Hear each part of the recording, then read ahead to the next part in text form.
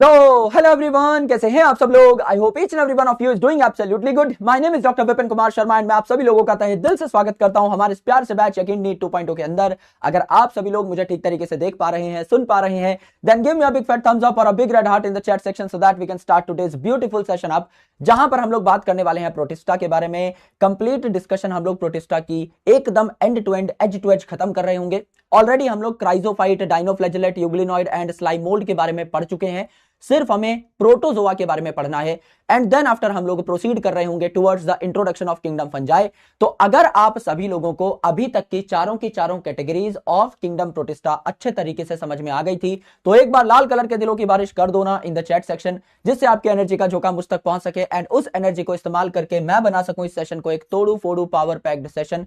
कैसी है जनता, कैसा है जारवी समाज, एक बार फटाफट बता दीजिए, जिससे हम लोग आगे बढ़ सकें एंड बहुत ताबड़तोड़ पढ़ाई कर सकें प्रोटोजोआ की। Yes, good afternoon everyone, good afternoon, welcome, सुस्वागतम सभी भाइयों बहनों का स्वागत है विपू भैया की क्लास में। क्या हालचाल सभी के?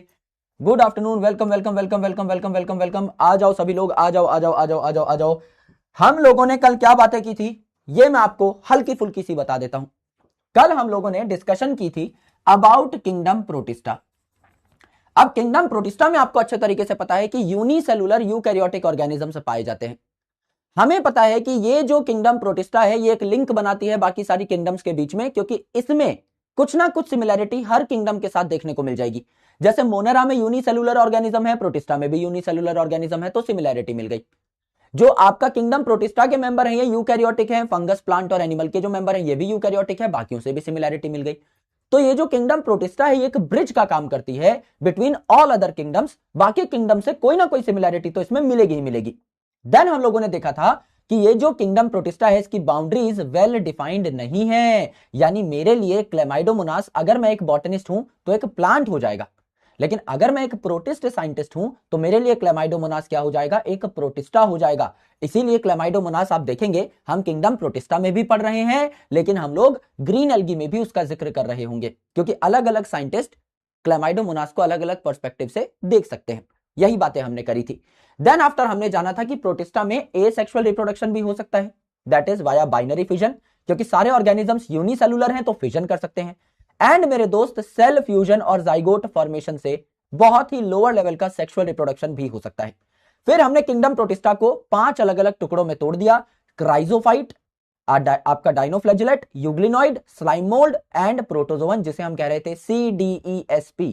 क्राइजोफाइट की डिस्कशन हो गई है, जो कि मेजरली प्लांट लाइक थे, खाना बना पा रहे थे अपना, सेल वॉल इनमें प्रेजेंट थी, सिलिका की डिपोजिशन थी सेल वॉल के ऊपर। उसके बाद डाइनोफ्लैजेलेट था, अलग अलग कलर का था। गोनियोलेक्स के बारे में पढ़ा, बताया यहां पर आपके 2 फ्लैजेला हैं, एक लॉन्गिट्यूडिनल एक ट्रांसवर्स, और सेल्यूलोजिक स्टिफ प्लेट्स पाई जा रही हैं। यूग्लिनॉइड्स मिक्सोट्रॉफिक न्यूट्रिशन दिखा रहे हैं, सेल वॉल एब्सेंट है, लेकिन आपका पेलिकल नाम की लेयर पाई जा रही है जो उसे फ्लेक्सिबल बना रही है। 2 फ्लैजेला हैं, एक छोटा है एक बड़ा है, जो सेम पॉइंट से अराइज हो रहे हैं। उसके बाद स्लाइम मोल्ड की बात की, जो कि सेप्रोफिटिक है, यानी आपका नाम में मोल्ड है, यानी फंगस जैसा बिहेवियर शो करते हैं। तो इनमें सेल वॉल नहीं होती, लेकिन मेरे भाई स्पोर वॉल जरूर होती है, एंड ये खुद का खाना खुद नहीं बना सकते, यानी सेप्रोफिटिक बिहेवियर शो कर रहे थे। और प्रोटोजोआ के बारे में अभी हम पढ़ने वाले हैं। करेक्ट है? करेक्ट है गुरुजी। तो हेडिंग डलवा दो ना गुरुजी, फटाफट हेडिंग डाल लीजिए। कुछ बातें हैं जो आपको पहले से पता है, वो लिखने की जरूरत नहीं है, लेकिन फिर भी मेरा कर्तव्य है कि मैं एकदम बेसिक लेवल से चीजों को उठाऊं। तो क्या हम एकदम प्रोटोजोआ के नाम से ही चीजों की शुरुआत कर देंगे? एकदम कर देंगे गुरुजी। प्रोटो का मतलब क्या होता है? प्रोटो का मतलब होता है प्रिमिटिव, यानी बहुत ही पुराने, बहुत ही लोअर लेवल के। जोआ यानी एनिमल्स। तो आप खुद बताइए, प्रोटोजोआ क्या आपके प्रिमिटिव रिलेटिव ऑफ एनिमल्स कहलाए? क्या ये बात हम कल भी लिख चुके थे? लिख चुके थे गुरुजी। तो आपको लिखना है तो लिखिए, नहीं लिखना तो मत लिखिए। प्रिमिटिव रिलेटिव ऑफ एनिमल्स इनको कहा जाएगा, कहा जाएगा। और अगर इन्हें हम एनिमल का संबंधी कह रहे हैं तो क्या इनके फीचर भी एनिमल लाइक होंगे? बिल्कुल एनिमल लाइक होंगे। क्या एनिमल में सेल वॉल होती है? नहीं होती गुरुजी। तो क्या यहां भी सेल वॉल एब्सेंट होगी? एकदम होगी गुरुजी। दूसरी इंपॉर्टेंट चीज, क्या एनिमल्स खुद का खाना बना सकते हैं? नहीं बना सकते। तो क्या यहां भी हेट्रोट्रॉफिक न्यूट्रिशन होगा? एकदम होगा गुरुजी। तो क्या ये भी गले सड़े मरे मैटर पे ग्रो कर सकते हैं? कर सकते हैं गुरुजी, यानी सेप्रोफिटिक हो सकते हैं गुरुजी, या क्या ये अलग अलग ऑर्गेनिजम्स में बीमारी कॉज कर सकते हैं, पैरासिटिक हो सकते हैं, ये भी हो सकते हैं गुरुजी। तो क्या मेरे दोस्त एनिमल जैसा बिहेवियर ये शो करते हुए नजर आ रहे हैं? बिल्कुल आ रही हैं सर, इस बात में हमें कोई टेंशन परेशानी दिक्कत दंगा पंगा नहीं है। ये बातें तो हमारे लिए बहुत ही तुच्छ लेवल की हैं, ये तो हम बचपन में ही बता दिया करते थे गुरुजी, जब हम 5वीं क्लास में थे तभी बता दिया करते थे। इन बातों में हमें कोई टेंशन है ही नहीं। Now the most important thing is, जो कि हमें आज पढ़नी है, वो है क्लासिफिकेशन। क्लासिफिकेशन, हर प्रोटोजोआ के कुछ स्पेसिफिक पॉइंट्स हैं, उन पॉइंट्स से ही आपको पता लग जाना चाहिए कि किस प्रोटोजोआ के बारे में चर्चा हो रही है, बात हो रही है। तो there are 4 different type of protozoan, depending upon ये कैसे मूव कर सकते हैं या मूव कर भी सकते हैं या नहीं। सबसे पहले जो प्रोटोजोअन है इनका नाम है सिलिएटेड प्रोटोजोअन। दूसरे जो प्रोटोजोअन है इनका नाम है फ्लैजेलेटेड प्रोटोजोअन। तीसरे जो प्रोटोजोअन है इनका नाम है अमीबॉइड प्रोटोजोअन।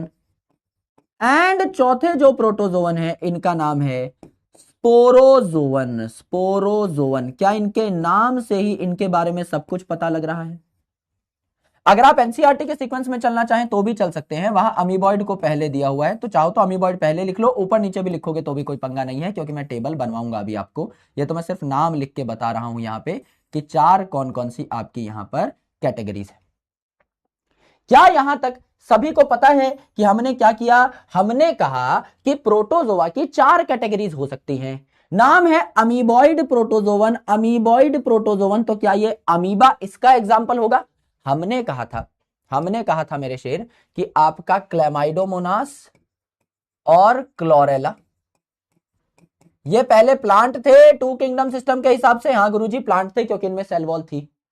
दूसरी इंपॉर्टेंट चीज हमने कहा था अमीबा, पैरामीशियम, ये पहले एनिमल थे, बिल्कुल एनिमल थे 2 किंगडम सिस्टम ऑफ क्लासिफिकेशन के हिसाब से, क्योंकि इनमें सेल वॉल नहीं थी। इनमें सेल वॉल थी तो कैरोलस लीनियस ने क्लोरेला क्लैमाइडोमोनास को प्लांट में रखा। जिन भी चीजों में सेल वॉल थी वो प्लांट थे कैरोलस लीनियस के हिसाब से, बिल्कुल थे। इनमें सेल वॉल नहीं थी तो क्या इन्हें एनिमल में रखा? एनिमल में रखा। आर.एच. विटेकर साहब जब आए तो ये चारों के चारों, इन चारों की किंगडम सेम हो गई, किंगडम प्रोटिस्टा हो गई, एकदम हो गई गुरुजी। क्यों? क्योंकि ये चारों ही यूनिसेलुलर यूकैरियोट है, एक एक सेल के बने हुए हैं।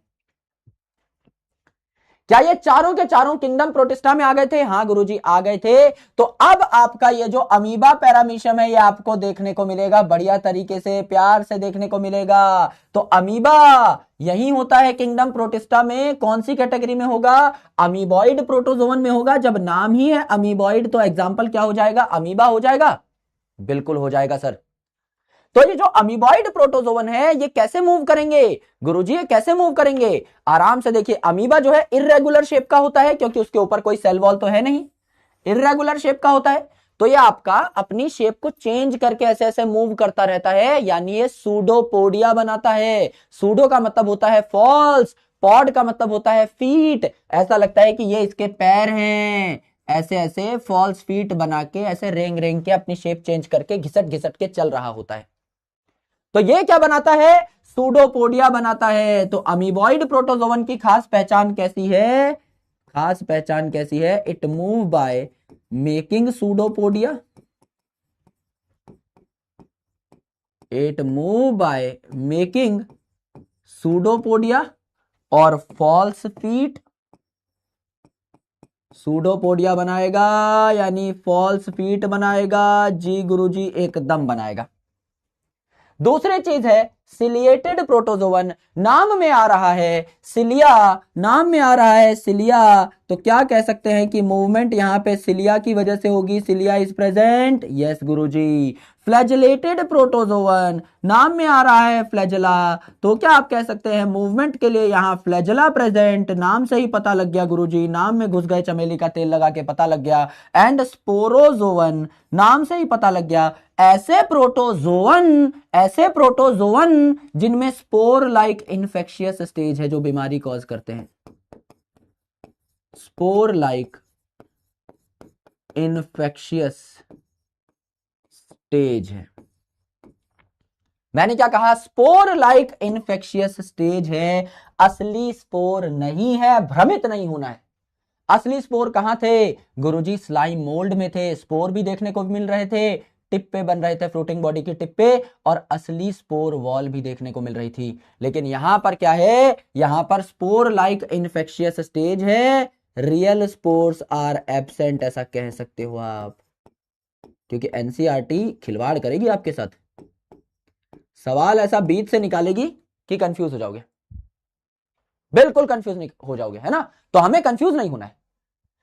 स्पोर लाइक इन्फेक्शियस स्टेज, कोई पूछ ले कि क्या असली स्पोर या स्पोर वॉल यहां पाई जाती है? नहीं, ये प्रिमिटिव रिलेटिव ऑफ एनिमल है, एनिमल में वॉल का कोई चक्कर है ही नहीं, इसीलिए यहां असली स्पोर नहीं पाए जाते, रियल स्पोर एब्सेंट है। क्या इतनी बातें सभी भाइयों को समझ में आई? बता दो ना, इतनी बातें सभी शेरों को समझ में आ गई हैं? एक बार बता दीजिए।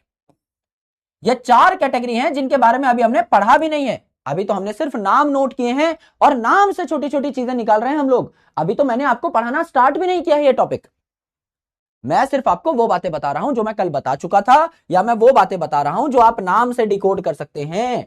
मैंने कुछ सिखाया नहीं है। क्या मैंने कल ही बता दिया था कि प्रोटो का मतलब होता है प्रिमिटिव एंड जोआ का मतलब होता है एनिमल, यानी ये बहुत ही लोअर लेवल के एनिमल लाइक स्ट्रक्चर्स होंगे? बिल्कुल बता दिया था सर, इसलिए एनिमल की तरह बिहेव करेंगे, इनमें भी सेल वॉल नहीं होगी, एंड ये भी हेट्रोट्रॉफिक होंगे, खुद का खाना खुद नहीं बनाएंगे। गुरुजी आपने ये भी बता दिया था। फिर मैं कह रहा हूं कि इनकी 4 अलग अलग कैटेगरीज हैं। अमीबॉइड, जिसमें अमीबा आएगा तो ये अमीबा की तरह इरेगुलर शेप के होंगे, सूडोपोडिया बनाएंगे। सिलिएटेड में सिलिया प्रेजेंट होगा, फ्लैजिलेटेड में फ्लैजिला प्रेजेंट होगा, स्पोरोजोवन में स्पोर लाइक स्ट्रक्चर प्रेजेंट होगा, स्पोर लाइक स्ट्रक्चर प्रेजेंट होगा, असली स्पोर नहीं। घुमा के सवाल दे दूं तो सर मत पकड़ लेना। गुरुजी बात समझ में आ गई है? अभी हम क्या करेंगे? अभी हम इस प्रोटोजोआ का क्लासिफिकेशन देखेंगे। तो एक कोरा पन्ना ले लो मेरे भाई, लैंडस्केप फॉर्मेट में, जैसा हमारा बोर्ड होता है सेम उसी फॉर्मेट में एक कोरा पन्ना ले लीजिए, और उस कोरे पन्ने पे हम क्या करेंगे? हम यहां पर बनाएंगे बढ़िया शानदार नोट्स, और हम यहां पर 4 कैटेगरीज के बारे में लिखेंगे एक एक करके। सबसे पहले आपका अमीबॉइड प्रोटोजोवन, अमीबॉइड प्रोटोजोवन, ठीक है। दूसरा आप कह देंगे यहां पर फ्लैजेलेटेड प्रोटोजोवन, या सिलिएटेड पहले लिख सकते हो, जैसा आपका मन है, फ्लैजेलेटेड प्रोटोजोवन। फिर सिलिएटेड प्रोटोजोवन, एंड देन आपका स्पोरोजोवन। Correct, correct. सबसे पहले क्या हुआ? अमीबॉइड प्रोटोजोवन आया, आ गया गुरुजी। दूसरा फ्लैजेलेटेड प्रोटोजोवन आया, आ गया गुरुजी। तीसरा सिलिएटेड प्रोटोजोवन आया, आ गया गुरुजी। एंड चौथा आपका स्पोरोजोवन आया, आ गया गुरुजी। चारों कैटेगरी के नाम लिख लिए हैं सर हमने, इनकी डिटेल्स बता दो ना फटाफट, जिससे हम आगे बढ़ सके। अभी बता देता हूं। सबसे पहला पॉइंट तो हम नाम से ही निकाल चुके हैं, तो कोई टेंशन है नहीं, लिखना चाहो तो लिख सकते हो, छोड़ना चाहो छोड़ सकते हो। अमीबॉइड प्रोटोजोवन जो है, they move by making pseudopodia, they move by making pseudopodia, false feet बनाएंगे अमीबा की तरह। यस गुरुजी, एकदम सही बात है, इससे बढ़िया बात हमने आज तक सुनी ही नहीं है। पूरे समाज को एक गहरा संदेश है कि अमीबॉइड, नाम में ही अमीबा का साउंड आ रहा है, तो ये सूडोपोडिया बनाएंगे। बिल्कुल बनाएंगे गुरुजी, सेल वॉल इनमें है नहीं, फ्लेक्सिबल होंगे तो सूडोपोडिया बनाएंगे। सर बात समझ में आ गई? करेक्ट। ये जो आपका यहां पर अमीबॉइड प्रोटोजोवन है, इसकी एक खास बात क्या है? इसकी एक खास बात यह है कि यह हर जगह पाया जा सकता है, हर जगह। जैसा हमने साइनोबैक्टीरिया में पढ़ा था, भाई लैंड पे भी पाया जाएगा, तो ये मॉइस्ट सॉइल में यानी गीली मिट्टी पे पाया जाता है, मिट्टी तो लैंड ही हो गया। एंड पानी में भी पाया जाता है, साफ पानी में भी, खारे पानी में भी। तो it can be present, it can be present in moist soil, fresh water and marine water, खारे पानी में भी। अब द मोस्ट इंपॉर्टेंट पॉइंट जो मैं आज आपको इस स्लाइड में बता सकता हूं, जहां इतनी कंफ्यूजन होती है बालकों को कि अगर मैं एक क्वेश्चन फ्रेम करके लेके आऊं, मैं 50% बच्चों को अभी अटका दूं, कितने ही धुरंधर हो आराम से फंसा दूं उस सवाल में। ये जो आपका मैराइन वाटर वाला है, ये जो आपका मैराइन वाटर वाला अमीबॉइड प्रोटोजोवन है, मैराइन वाटर वाला, it contains silica shells, silica shells. तो बताओ सिलिका शेल्स हमें किस किस की सेल मेम्ब्रेन पे देखने को मिला अभी तक? सिलिका शेल्स हमें किस किस की सेल मेम्ब्रेन पे देखने को मिला अभी तक? फटाफट बताइए।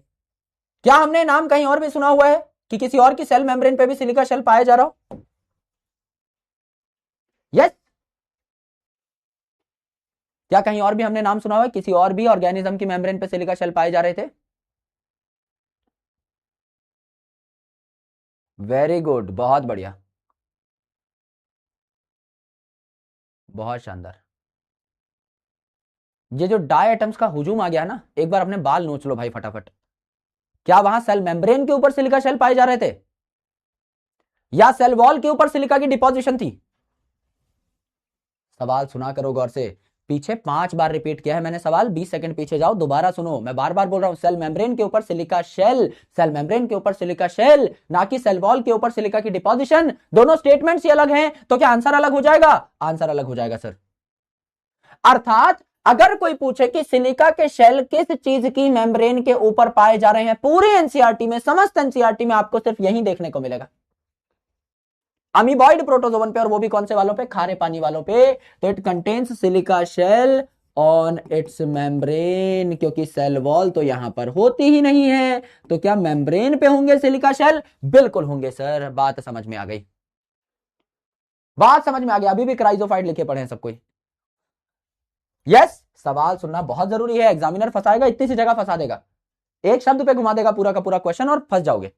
It is very important to decode NCERT. Yes, तो सिलिका शेल्स कहां पाए जाएंगे? मेम्ब्रेन पे पाए जाएंगे, सिर्फ यूग्लिनॉइड की। बाकी डायटम्स में तो सेल वॉल के ऊपर डिपोजिशन हुई थी। यस, अब ये जो है अमीबॉइड प्रोटोजोवन, ये आपके फ्रेश पानी, मैराइन पानी और मॉइस्ट सॉइल पे देखने को मिल सकते हैं। मैराइन वाले जो उनमें सिलिका के शेल देखने को मिलेंगे। एग्जाम्पल इनके क्या हो जाएंगे? एग्जाम्पल क्या हो जाएंगे? एग्जाम्पल हो जाएंगे अमीबा। अब अमीबॉइड में अमीबा क्या याद करना पड़ेगा भाई? नहीं गुरुजी, अमीबा या एंटमीबा याद करना पड़ेगा भाई। अमीबॉइड के नाम में ही अमीबा है, एंट अमीबा है, याद थोड़ी करना पड़ेगा? नहीं याद करना पड़ेगा सर। और ये जो एंटमीबा है, ये क्या कॉज करता है? ह्यूमन हेल्थ एंड डिजीज में भी पढ़ोगे, it cause amoebic dysentery, amoebic dysentery, है ना? ठीक है, स्टूल जो आता है ना, पॉटी जो आती है, उसमें आपका ब्लड आने लगता है, एब्डोमिनल पेन होने लगती है, क्रैम्प्स होने लगते हैं बहुत खतरनाक से। तो ये अमीबिक डाइसेंट्री कौन कॉज करता है? आपका एंटमीबा हिस्टोलिटिका कॉज करता है। ये आपका अमीबा, अमीबा नाम ही अमीबॉइड में आ रहा है, तो क्या कुछ याद करने की, अलग से बुद्धि लगाने की जरूरत है? नहीं गुरुजी, हमें कोई बुद्धि लगाने की जरूरत नहीं है। हम नाम पे खेलेंगे, सीधा सीधा बात खत्म कर देंगे। यस यस गुरुजी, बात समझ में आ जाएगी। इसमें तो कोई ताबड़तोड़ चीज हमने करी नहीं है, बहुत जनरल लेवल की बात है, बहुत बेसिक लेवल की बात है। करेक्ट, करेक्ट है गुरुजी, इतनी बातें हमें समझ में आ गई, बस इतनी ही चीजें थी, दैट्स इट। अर्थात आपका जो अमीबिक प्रोटोजोवन है, उसमें एग्जांपल अमीबा, एंटमीबा, अमीबिक से ही सीधा नाम आ गया। और अमीबा जो है वो तो सूडोपोडिया बनाएगा, पहले ही पता है। एक पॉइंट याद करना था कि ये फ्रेश पानी, खारे पानी और आपका मॉइस्ट सॉइल में देखने को मिल सकते हैं। मैराइन वाले में, खारे पानी वाली में, खारे पानी वाले में जो आपका है सिलिका शेल देखने को मिल जाएगी मेम्ब्रेन के ऊपर। गुरुजी बात समझ में आ गई, है ना? ठीक है,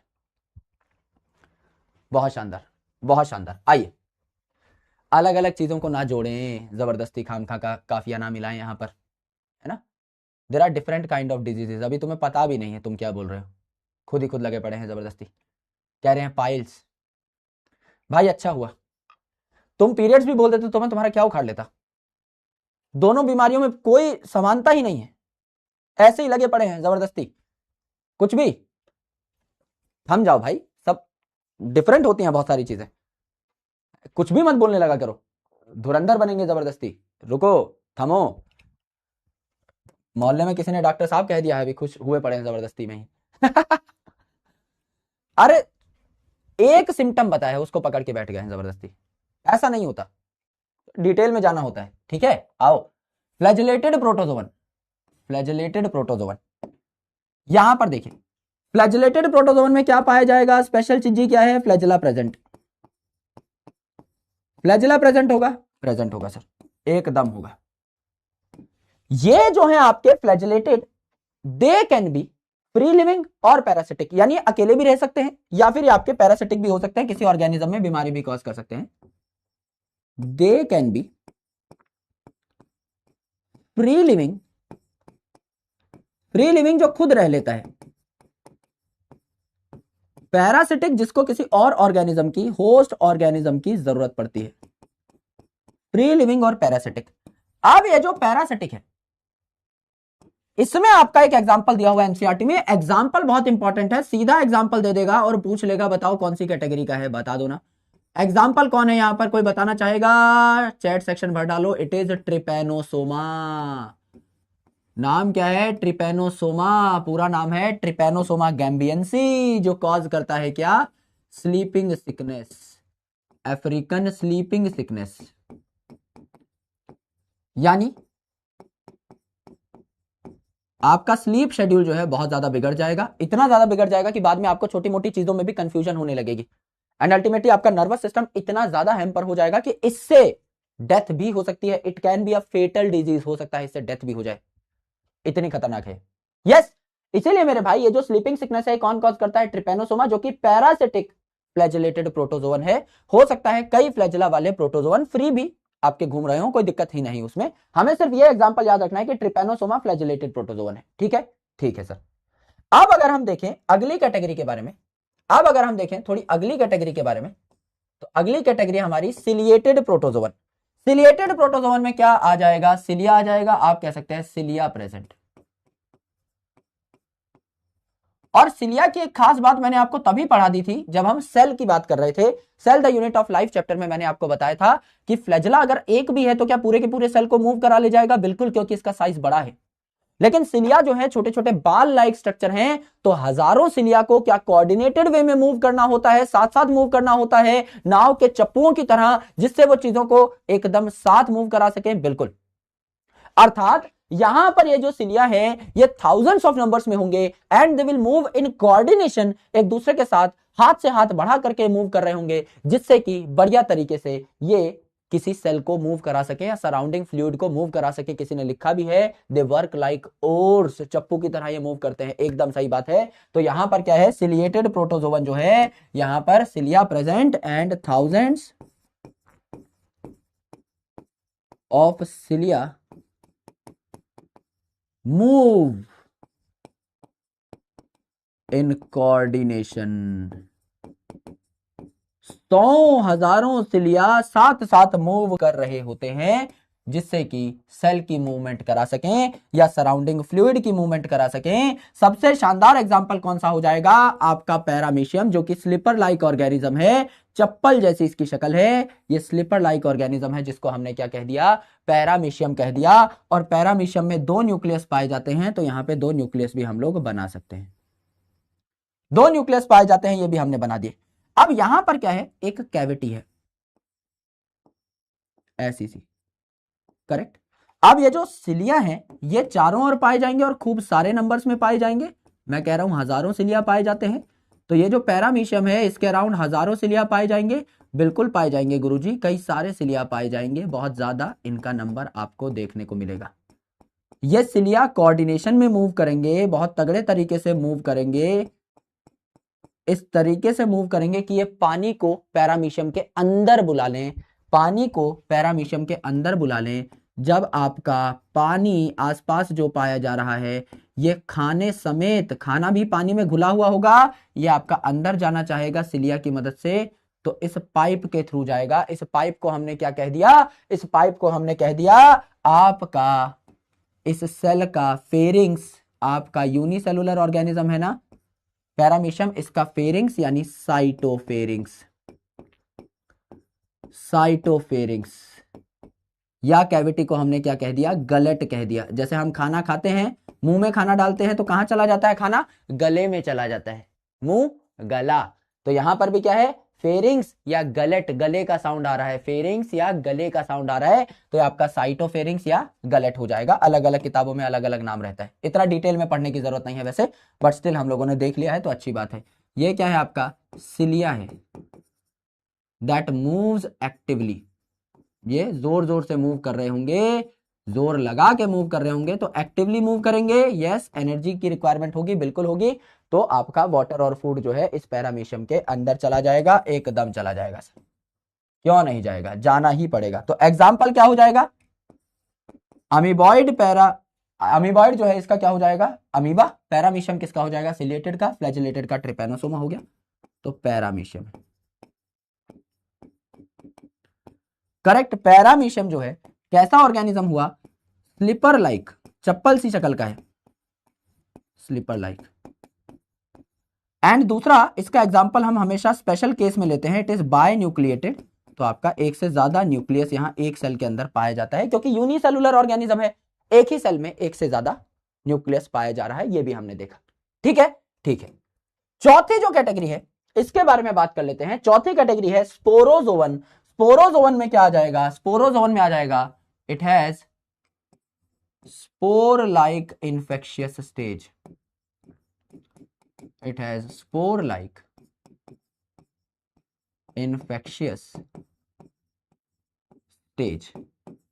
इंफेक्शियस स्टेज मतलब ऐसी स्टेज जो किसी ऑर्गेनिज्म में बीमारी कॉज कर रही हो, उसे स्पोर लाइक इंफेक्शियस स्टेज कहा जाता है। ठीक है गुरुजी, बात समझ में आ गई। स्पोर लाइक इंफेक्शियस स्टेज इसे हमने कहा। सबसे खतरनाक स्पोरोजोवन जिसे हम जानते हैं वो कौन है, सबसे नोटोरियस, सबसे खतरनाक, मोस्ट नोटोरियस, जिसका ह्यूमन पॉपुलेशन पे भी अच्छा खासा इफेक्ट है, मोस्ट नोटोरियस, जिसका ह्यूमन पॉपुलेशन डिक्लाइन होने में भी अच्छा खासा इफेक्ट है, यानी कई लोगों को ये मार देता है, वो क्या है, Plasmodium. Plasmodium that causes malaria. हम क्या कहते हैं, मच्छर से होता है, नहीं भाई, मच्छर के काटने से प्लाज्मोडियम हमारे अंदर आता है, तब जाके मलेरिया के सिम्टम्स हमारे अंदर दिखना शुरू होते हैं। मच्छर खुद कॉज नहीं कर रहा है, वो तो एक वेक्टर है, वो तो बीमारी को लेकर के आ रहा है हमारे अंदर। तो अलग अलग प्रकार के प्लाज्मोडियम भी हमें देखने को मिलते हैं, जैसे प्लाज्मोडियम वाइवैक्स। प्लाज्मोडियम वाइवैक्स सबसे कॉमन, मोस्ट कॉमन आपका ये है प्लाज्मोडियम वाइवैक्स। प्लाज्मोडियम फैल्कीपेरम, प्लाज्मोडियम फैल्कीपेरम क्या है, मैलिग्नेंट है, सबसे खतरनाक जानलेवा कौन सा है आपका, ये है मैलिग्नेंट, यानी सबसे डेडली है ना। प्लाज्मोडियम ओवेल, प्लाज्मोडियम मलेरियाई, ये चार होते हैं आपके यूजुअली, है ना। ओवेल जो है आपका लीस्ट कॉमन है, इनके बारे में ना भी पढ़ो तो भी चल जाएगा, ये दो याद रखो। सबसे इंपॉर्टेंट क्या है, सबसे इंपॉर्टेंट है ये दो, प्लाज्मोडियम वाइवैक्स जिसके बारे में हम पढ़ते हैं सबसे कॉमन, और सबसे खतरनाक आपका प्लाज्मोडियम फैल्कीपेरम, ये सबसे ज्यादा हमें मारता है, हमारी पॉपुलेशन को क्या करता है, घटाता है। तो it has staggering effect on human population, यानी बहुत ज्यादा इफेक्ट होता है इसका ह्यूमन पॉपुलेशन पे, वो भी डिक्लाइन में। पॉपुलेशन बढ़ा थोड़ी देगा, बीमारी है, पॉपुलेशन कम ही करेगी, तो ह्यूमन पॉपुलेशन को कम करने का इसका काम होता है, यानी जानलेवा है। Correct, correct. इतना लिख लिया, एक बार हुई इन द चैट सेक्शन प्लीज। मैं फिर आपको पूरा का पूरा रिवाइज कराता हूं झटपट, मुश्किल से 1-1.5 मिनट के अंदर अंदर पूरा रिपीट कराता हूं एंड टू एंड, फिर कुछ क्वेश्चन सॉल्व करेंगे, देन एनसीईआरटी रीड करेंगे, आगे बढ़ेंगे। नोटोरियस का मतलब जानलेवा, खतरनाक। सबसे नोटोरियस मतलब कई सारे स्पोरोजोवन हैं दुनिया में, लेकिन सबसे नोटोरियस जो है, इनमें से सबसे खतरनाक जो है, जानलेवा जो है, वो कौन सा है, आपका प्लाज्मोडियम, जो मलेरिया नाम की बीमारी कॉज करता है। ठीक है, ठीक है। नोटोरियस के बगल में डेडली भी लिख सकते हो, कोई दिक्कत नहीं, लिखना चाहो तो लिख सकते हो। करेक्ट, करेक्ट, यस गुरुजी, बात समझ में आ गई। अब देखो भैया, एक खाली स्लाइड ले लेता हूं और उसके ऊपर सारी बातें आपको बताना शुरू कर देता हूं। लिखना कुछ नहीं है क्योंकि ऑलरेडी लिख चुके हैं। मैंने कहा कि दुनिया में जितने भी प्रोटोजोवन हैं इनको मैं 4 कैटेगरी में तोड़ दे रहा हूं। सबसे पहली जो कैटेगरी है इसका नाम है अमीबॉइड प्रोटोजोवन। अगर नाम ही अमीबॉइड है तो इसके अंदर अमीबा का साउंड आ रहा है, तो सबसे पहला एग्जांपल हो जाएगा इसमें अमीबा, और दूसरा एंटमीबा जिसमें अगेन अमीबा का साउंड आ रहा है। सर बात समझ में आ गई। एंटमीबा अमीबिक डाइसेंट्री कॉज करता है, यह बात हमें पहले से पता है, कोई दिक्कत नहीं है, नहीं भी पता थी तो अब पता लग जाएगी। अमीबॉइड जो है जिसमें अमीबा का साउंड आ रहा है तो ये अमीबा की तरह ही सूडोपोडिया बनाएगा, फॉल्स फीट बनाएगा, बिल्कुल ये इसकी खास पहचान है। और ये अलग अलग जगह पे पाया जाता है, जैसे कि गीली मिट्टी में, या फिर आपका मैराइन इलाकों में खारे पानी में, या फिर फ्रेश पानी में, साफ पानी में। जो मैराइन पानी वाले हैं खासकर इनके ऊपर क्या देखने को मिलेगी, सिलिका शेल। ये एक पॉइंट इसका सबसे इंपॉर्टेंट पॉइंट है, ये अलग अलग जगह पर रह सकता है, उसमें से जो मैराइन वाले हैं उनमें सिलिका शेल देखने को मिलता है। दूसरी इंपॉर्टेंट चीज हमने देखा सिलिएटेड प्रोटोजोवन। सिलिएटेड प्रोटोजोवन में सिलिया पाई जाएंगे और सिलिया का नंबर थाउजेंड्स में होना चाहिए, क्योंकि छोटे छोटे होते हैं तो कई सारे हजारों सिलिया साथ पाए जाएंगे, कोऑर्डिनेटेड वे में मूव कर रहे होंगे। ये अगर पैरामीशियम है तो इसको अगर खाने की चीज चाहिए तो ये क्या करेगा, अपने सिलिया को ऐसे ऐसे मूव करेगा, ऐसे ऐसे मूव करेगा कि पानी इसकी तरफ आए, तो पानी में घुला हुआ खाना भी इसकी तरफ आ जाएगा। तो सिलिया की कोऑर्डिनेशन में मूवमेंट कराता है जिससे पानी और खाना इसके अंदर आ सके, इस साइटोफेरिंक्स में या इस गलेट में आ सके। एंड मेरे दोस्त यहां पे 2 न्यूक्लियस पाए जाते हैं, तो आपका सिलिया जो है यहां पर देखने को मिलेगा। तो ये सिलिएटेड प्रोटोजोवन का एग्जांपल क्या हो गया, पैरामीशियम। तीसरी इंपॉर्टेंट कैटेगरी होती है आपकी फ्लैजेलेटेड प्रोटोजोवन। फ्लैजेलेटेड में क्या पाया जाएगा, फ्लैजला पाया जाएगा, और फ्लैजला वाले ये जो है ये फ्री लिविंग भी हो सकते हैं या पैरासिटिक भी हो सकते हैं। खासकर पैरासिटिक जो है इसमें आ जाएगा आपका यहां पर ट्रिपेनोसोमा, जो कि स्लीपिंग सिकनेस कॉज करेगा। तो ट्रिपेनोसोमा फ्लैजेलेटेड का एग्जांपल है, इतना ही याद करना है। एंड चौथा है स्पोरोजोवन। गुरुजी वो मूव करता है सूडोपोडिया बना के, ये सिलिया से, ये फ्लैजला से, ये मूव नहीं करते हैं, ये बीमारी कॉज करते हैं। स्पोरोजोवन में स्पोर लाइक स्टेज होगी, असली स्पोर नहीं है, स्पोर लाइक स्टेज है जो बीमारी कॉज करेगी, जैसे मलेरिया कॉज करने वाला आपका प्लाज्मोडियम। तो प्लाज्मोडियम वाइवेक्स सबसे कॉमन, प्लाज्मोडियम फेल्कीपेरम आपका मैलिग्नेंट यानी खतरनाक टाइप का, सबसे जानलेवा टाइप का मलेरिया कॉज करता है। यानी अगर मुझे 4 पॉइंट बताने हो इस पूरे प्रोटोजोआ के जहां से सवाल बनेगा, आपका अमीबॉइड में एक ही सवाल बन सकता है कि ये लैंड पे पाया जाता है यानी मॉइस्ट सॉइल में, और साफ और खारे पानी में पाया जाता है। खारे पानी वाले अमीबॉइड प्रोटोजोवन के ऊपर सिलिका की शेल होंगी, नंबर 1 पॉइंट। दूसरा, सिलिएटेड में आपका जो पैरामीशियम है वो सिलिया को इस प्रकार से फड़फड़ाएगा कि पानी के साथ साथ खाना भी उसके अंदर आ सके गलेट के थ्रू, 1 पॉइंट ये। आपका ट्रिपेनोसोमा जो है ये आपका पैरासिटिक फ्लैजेलेटेड प्रोटोजोवन है जो आपका स्लीपिंग सिकनेस कॉज करेगा। एंड स्पोरोजोवन जो है ये spore like infectious stage carry करते हैं, यानी कि बीमारी कॉज करेंगे, खतरनाक बीमारी कॉज करेंगे जिसका नाम है मिस्टर मलेरिया। ये 4 पॉइंट में आपका पूरा का पूरा प्रोटोजोआ तहस नहस हो जाता है, स्वाहा हो जाता है। इतनी बातें सारे शेरों को समझ में आई, तो क्या हम एनसीईआरटी की तरफ बढ़ सकते हैं और एनसीईआरटी की ताबड़तोड़ रीडिंग कर सकते हैं, हाँ या ना, बता दो ना। यस, क्या हम एनसीईआरटी की एक एक बात को समझ सकते हैं, रीडिंग कर सकते हैं? बिल्कुल कर सकते हैं। आइए आराम से देखिए, एनसीईआरटी की लैंग्वेज समझना बहुत जरूरी है। लैंग्वेज देखिए, जितने भी दुनिया के प्रोटोजोवन है ऑल आई, जितने भी दुनिया के प्रोटोजोवन है all protozoans they are heterotrophic, ये खाना नहीं बना सकते। या तो ये आपका प्रीडेटर यानी शिकार भी कर सकते हैं, पैरासाइट की तरह भी काम कर सकते हैं, गले सड़े मरे मैटर पे भी ग्रो कर सकते हैं अलग अलग टाइप से, पर खाना खुद का खुद नहीं बनाएंगे।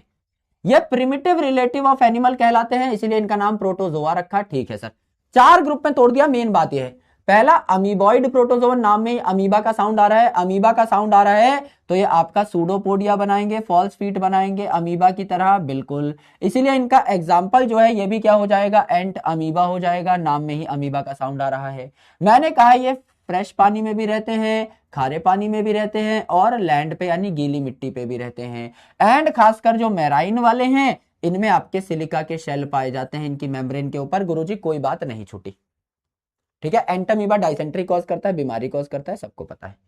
फ्लैजेलेटेड प्रोटोजोवन जो है ये फ्री लिविंग भी हो सकते हैं या फिर पैरासिटिक भी हो सकते हैं। जैसे पैरासिटिक वाला जो है ये स्लीपिंग सिकनेस कॉज करेगा, जैसे कि Trypanosoma African sleeping sickness cause करेगा। सिलिएटेड प्रोटोजोवन एक्वेटिक होते हैं, तभी पानी जो है पैरामीशियम अपनी तरफ लेकर के आ रहा था, और एक्टिवली मूव करते हैं इनके सिलिया, हजारों सिलिया इनमें एक्टिवली मूव करते हैं।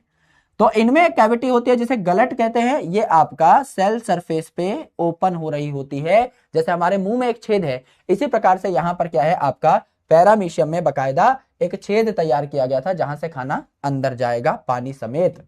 करेक्ट। तो यहां पर गलट पाया जाता है। Water laden with food, laden मतलब लोडेड विद फूड, क्योंकि फूड अलग से नहीं खा सकते, पानी को भी अंदर लेना पड़ेगा, तो पानी में ही फूड लोड होकर के आप तक पहुंच रहा है। लेडन विद फूड मतलब loaded with food, steered into the gullet, धक्का दिया जाता है उसे गलट में, यानी कि पानी को ऐसे बुलाया जा रहा है और अपने अंदर ले लिया जा रहा है, जैसे पैरामीशियम के अंदर हुआ। स्पोरोजोवन में क्या हुआ, स्पोर लाइक इन्फेक्शियस स्टेज पाई जाती है, जिनमें से सबसे खतरनाक जो स्पोरोजोवन है ये है मिस्टर प्लाज्मोडियम, जिसे मलेरियल पैरासाइट कहा जाता है। ये मलेरिया कॉज करता है और इसीलिए इसका स्टैगरिंग इफेक्ट है ह्यूमन पॉपुलेशन पे, यानी ह्यूमन पॉपुलेशन पे इसका अच्छा खासा प्रभाव है पॉपुलेशन कम करने में। गुरुजी बात समझ में आ गई, चमक उठी है बात। हम सवालों का सिलसिला शुरू कर सकते हैं क्या? कर सकते हैं गुरुजी, आराम से देखिए। सवाल संख्या 1 आपकी स्लाइड के ऊपर है, पढ़िए, मार्क कर दीजिए। 45 सेकंड का टाइम, क्योंकि बहुत इजी है, सीधा सीधा मार्क करना है, सीधा सीधा मार्क करना है मेरे शेर, आराम से देखिए।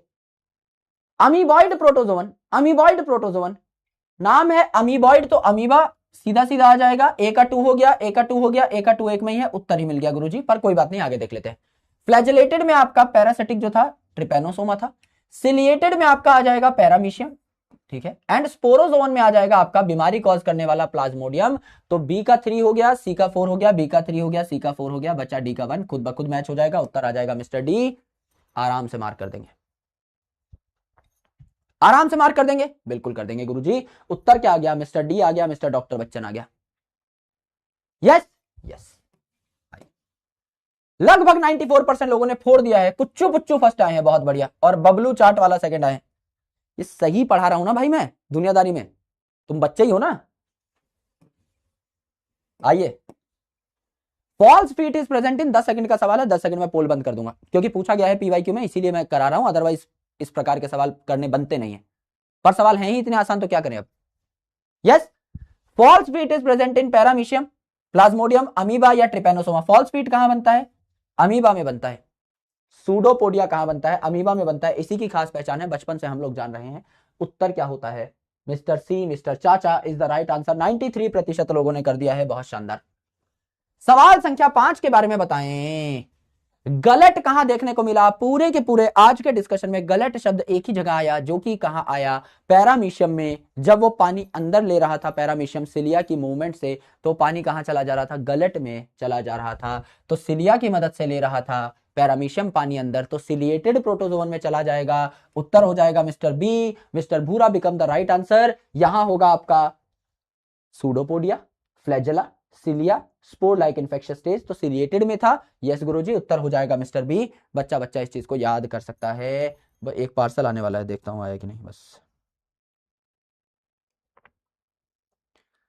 पता लगा एंट्री नहीं मिली है ना। आइए, यस गुरुजी, उत्तर हो गया है मिस्टर बी। 85% लोगों ने कर दिया है। जरा सा सवाल घुमाते हैं, कोई बात नहीं। यहां देखो मेरे भाई, यहां देखो, this is very important. NCERT के बीच से पॉइंट निकाल कर लेकर आया हूं, एंड दोनों पॉइंट आपके नोट्स में हैं, और होने नहीं भी चाहिए थे तो भी आप इसे कर पाते। क्यों? क्योंकि चीख चीख के एक कहानी सुनाई थी मैंने। सिलिएटेड प्रोटोजोवन में किसका एग्जांपल लिया था? पैरामीशियम का। ये टेरेस्ट्रियल है, एक्वाटिक? गुरुजी, पानी के साथ साथ खाना अपने अंदर डाल रहा था, ये पानी में रह रहा है, तो क्या पक्का आपका एक्वाटिक है? पक्का एक्वाटिक है? हाँ गुरुजी, एक्वाटिक है। और हजारों सिलिया अगर साथ साथ मूव कर रहे हैं, तो एक्टिवली मूव करेंगे, एक्टिवली मूव करेंगे, एक्टिवली मूव करेंगे गुरुजी। कोई फोकट में थोड़ी काम हो जाएगा। हाँ गुरुजी, मूवमेंट हो रही है, एक्टिव मूवमेंट हो रही है। पैसिव फ्लोटिंग तो वो करते हैं जिनके पास कुछ है ही नहीं, जैसे डायटम्स थे, धक्का मार के कोई कहीं भी ले गया, वहीं भाग रहे हैं अपना लहर के साथ साथ। अगर एक्टिव स्विमिंग करना चाहता हूं मैं, तो मेरे पास कुछ होना तो चाहिए, सिलिया, फ्लैजेला, कुछ तो होगा, तभी तो एक्टिवली मूव कर पाऊंगा। यस गुरुजी, इस बात की व्याख्या आपने कल भी की थी, आज भी कर दे रहे हो। यह सवाल बहुत जरूरी है, क्योंकि एनसीईआरटी की एक छोटी छुपी हुई पॉइंटर में से यह सवाल निकाला गया है। Very important question. लगभग देखो 20-22% लोगों का गलत हो गया, और चिरकुट सा सवाल था। एक बार देख लेता हूं, शायद उन्हीं का। Hello, yes yes please, I'll call you a bit later, man. I'm in class. All right. कोई और था यार। एक्चुअली मैं बताता हूं कि क्या आने वाला है, मैं इतना एक्साइटेड उतावला क्यों हूं। तो मैं जब चेन्नई गया था for my Guinness book of world record attempt, तो कुछ मेरे जो मोमेंटोज थे वो वहीं रह गए थे, क्योंकि मेरा बैग बहुत छोटा था, क्योंकि मैं क्लास लेके ही भागा था, यहीं से स्टूडियो से ही भागा था, शाम की मेरी फ्लाइट थी। तो मेरे भाई, ये तो बैंक से था, है ना, इनको लगता है बहुत अमीर आदमी है।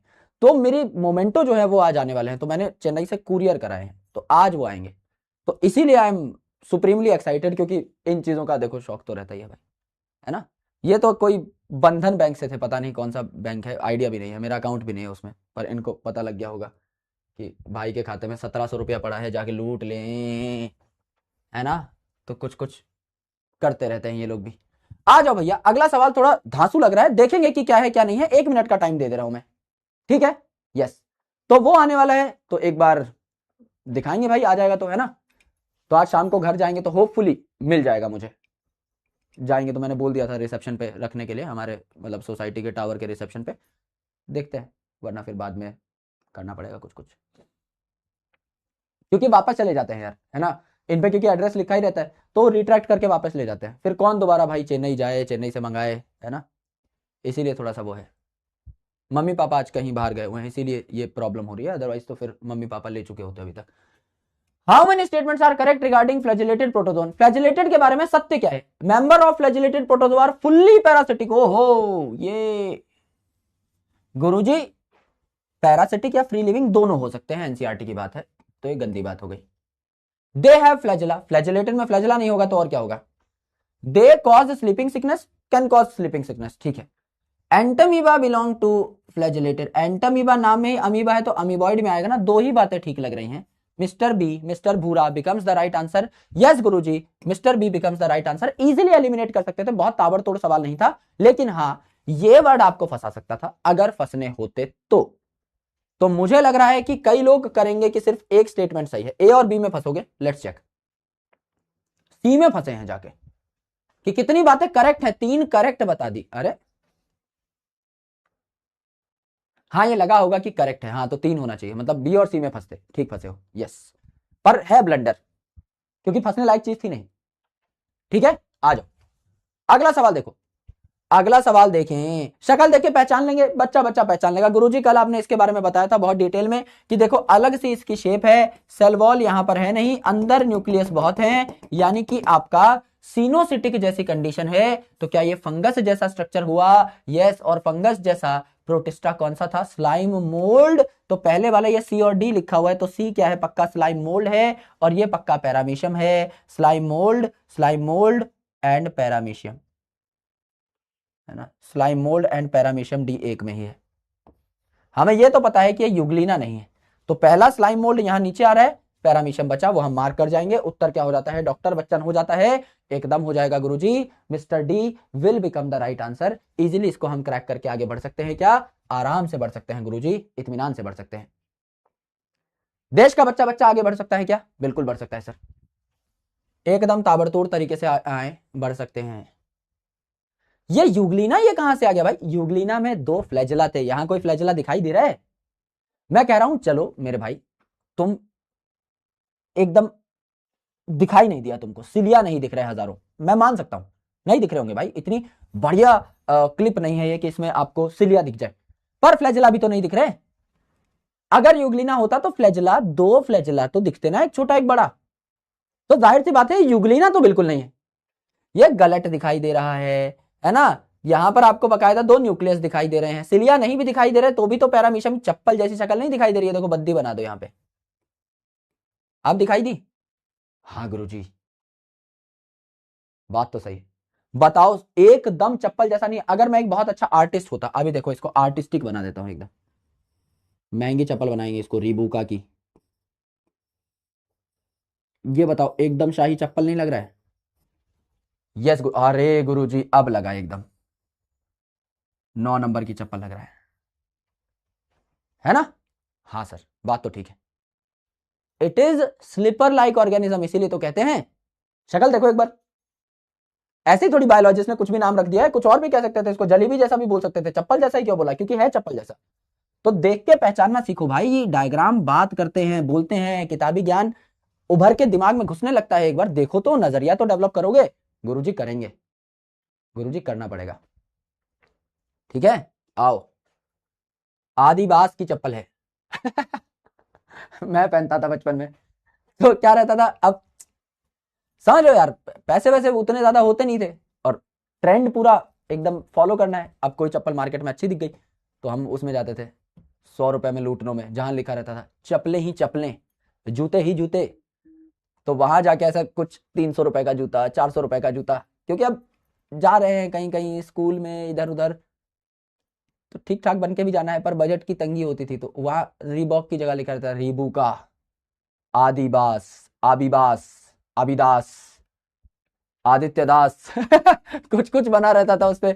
तो वो दिन बहुत मस्त है ना, ऐसी कोई दिक्कत नहीं है। इसलिए मैं अभी भी ब्रांडेड जूते चप्पल ऐसा नहीं पहनता मैं, बस अब कुछ भी पहनता हूं तो लोग समझते हैं ब्रांड ही है। आओ आओ भाई, अरे गुरुजी क्लिप कटेगी आपकी अब आओ भैया, इतनी बात ठीक है। क्या हम आगे बढ़ सकते हैं? क्या हम किंगडम फंगस की डिस्कशन कर सकते हैं? यस, सुना होगा यार आपने, शायद मैंने बताया भी था, है ना। थोड़ा नई किंगडम स्टार्ट कर रहे हैं तो बीच में गैप ले लेते हैं 5 मिनट का, है ना। जब मैं नया नया आया था तो मैं कभी भी बहुत महंगे जूते नहीं पहनता, बहुत महंगे जूते नहीं पहनता। I have a good collection of shoes but I don't wear बहुत कॉस्टली शू, है ना। तो मैं जब आया था तो लोगों को लगा भाई बढ़िया आदमी है, अच्छे जूते पहनता होगा, तो मैंने ले रखे थे जूते विच वर कॉपी ऑफ जॉर्डन एयर, तो सबको लगता था कि असली जूते हैं। तो मैं हमेशा स्टूडेंट्स को यही बोलता हूं, it is your worth, not the worth of what you are wearing. कुछ भी पहनोगे बढ़िया लगेगा भाई, एक टाइम के बाद सब समझेंगे कि हाँ असली है, इट्स योर वर्थ। अगर लोगों को पता है कि तुम्हारी औकात है पहनने की, नकली भी पहनोगे तो असली लगेगा। और लोगों को पता है ही शाही भिखारी, भिखारियों का सुपरिटेंडेंट, असली भी पहन के जाओ तो पता लगेगा कि भाई मांगा है किसी ने, या तो पापा ने दिलाया है ना, या फिर रो रो के नस काटने की धमकी देके पापा मम्मी से लेकर के आया है। कुछ तो सबको समझ में आ जाएगा कि इट्स नॉट यू, कुछ कुछ कुछ कुछ तुमने जुगाड़ लगाए है, तो इट्स नॉट राइट, है ना। आ जाओ भाई, करेक्ट। किंगडम फंगस की डिस्कशन शुरू कर दें क्या?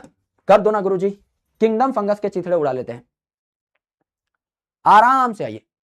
किंगडम फंगस के बारे में कई सारी बातें जानते हैं गुरुजी, हम हर चीज के बारे में कुछ कुछ बातें तो जानते हैं, हम बुद्धिमान बहुत हैं। आओ भैया बुद्धिमता दिखा देते हैं। सबसे पहले क्या यहां पर यूजुअली मल्टी सेलुलर ऑर्गेनिज्म पाए जाएंगे एंड यूकैरियोटिक ऑर्गेनिज्म पाए जाएंगे। ये जो किंगडम फंजाई है इट कंटेन यूकैरियोटिक ऑर्गेनिजम्स, हाँ के ना भाई। प्रोकैरियोटिक ऑर्गेनिजम्स सिर्फ और सिर्फ किंगडम मोनेरा में थे। उसके अलावा दुनिया की बची हुई सारी की सारी किंगडम्स में क्या यूकैरियोटिक ऑर्गेनिजम्स आएंगे? बिल्कुल आएंगे गुरुजी। तो जो फंगस है इट कंटेन्स यूकैरियोटिक ऑर्गेनिजम्स, बिल्कुल। एंड क्या इसमें मल्टी सेलुलर ऑर्गेनिज्म होंगे? सर यूनिसेलुलर प्रोकैरियोट मोनेरा में, यूनिसेलुलर यूकैरियोट प्रोटिस्टा में, या मल्टी सेलुलर होंगे एक्सेप्ट अ फ्यू जिसको हम लोग क्या कहते हैं, ईस्ट कहते हैं। So they are mostly multi cellular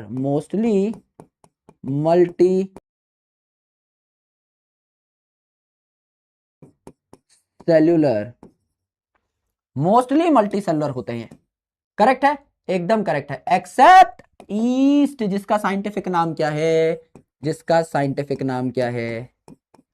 Saccharomyces है। एक्सेप्ट ईस्ट जिसको हम लोग क्या कह रहे हैं, सैकरोमाइसिस कह रहे हैं। ये आपका क्या है, यूनिसेलुलर है, ये आपका यूनिसेलुलर फंगस है। इसके अलावा आपके क्या होते हैं, मल्टी सेलुलर होते हैं फंगस। ये जो सैक्रोमाइसिस है ये भैया गंगाधर है, यही शक्तिमान है, दोनों काम करता है। ये दिन में कहता है अपनी मम्मी पापा को घर पे कह के निकलता है कि मम्मी मम्मी मैं तो बेकरी में काम करता हूं, मैं तो ब्रेड बनाता हूं, मैं तो मेहनत की रोटी कमाता हूं, लोगों को भी रोटी खिलाता हूं, रोटी बना बना के बेकरी में काम करता हूं। इसे बेकर्स ईस्ट कहा जाता है, ऐसा ईस्ट जो बेकरी में काम आए ब्रेड बनाने के लिए। रात को जैसे ही मम्मी पापा सो जाते हैं उनकी नजरों से छुप छुपा कर पीछे जाके चला जाता है कच्ची दारू की भट्टी पे और शराब बनाने लगता है। ब्रिवरी इंडस्ट्री में काम करता है रात को ओवर टाइम के नाम पर। इसे ब्रीवर्स ईस्ट भी कहते हैं। जो मम्मी पापा के आगे घर पे चुन्नू मुन्नू बनता है, वो पीछे जाकर के मेरे भाई रात में शराब की भट्टी पर भंगड़ा पा रहा होता है। यही बेकर्स ईस्ट है, यही ब्रीवर्स ईस्ट है, दोनों सेम हैं मेरे भाई। यही ब्रेड बनाता है, यही शराब बनाता है। करेक्ट। सो एक्सेप्ट ईस्ट जो कि है saccharomyces, it is called baker's yeast. यही बेकर्स ईस्ट है जो कि क्या बनाएगा, मेक्स ब्रेड। एंड यही आपका ब्रीवर्स ईस्ट है जो क्या बनाएगा, अल्कोहल। यही क्या है, ब्रीवर्स ईस्ट है जो क्या बनाएगा, अल्कोहल बनाएगा। करेक्ट, करेक्ट है गुरुजी। ये बातें तो हमें बचपन से पता है, सब देश का युवा ये बात जानता है। करेक्ट। हमें पता है कि यहां पर फंगस में मल्टी सेल्यूलर यूकैरियोटिक ऑर्गेनिज्म आएंगे, सर हमें पता है, कोई इस बात को नकार नहीं सकता। दूसरी इंपॉर्टेंट चीज, मोस्ट इंपॉर्टेंट चीज, सेल वॉल किस चीज की बनेगी, बच्चा बच्चा जानता है, बता दो ना। सेल वॉल किस चीज की बनेगी, काइटिन की बनेगी। काइटिन प्लस पॉलीसैकेराइड लिख लो, एनसीईआरटी में लिखा हुआ है, कुछ भी लिखते हैं। मुझे बताइए क्या काइटिन खुद एक पॉलीसैकेराइड है? अपनी नॉलेज लगाइए, अगर आपको नॉलेज है तो। मैं ये नहीं कह रहा सबको पता होनी चाहिए, इतनी भी हल्की बात नहीं है। अगर आपको बायोमोलिक्यूल्स की नॉलेज है तो मुझे बताइए क्या काइटिन खुद एक पॉलीसैकेराइड है? काइटिन किस चीज का पॉलीमर है? It is a polymer of, chitin किससे बनता है?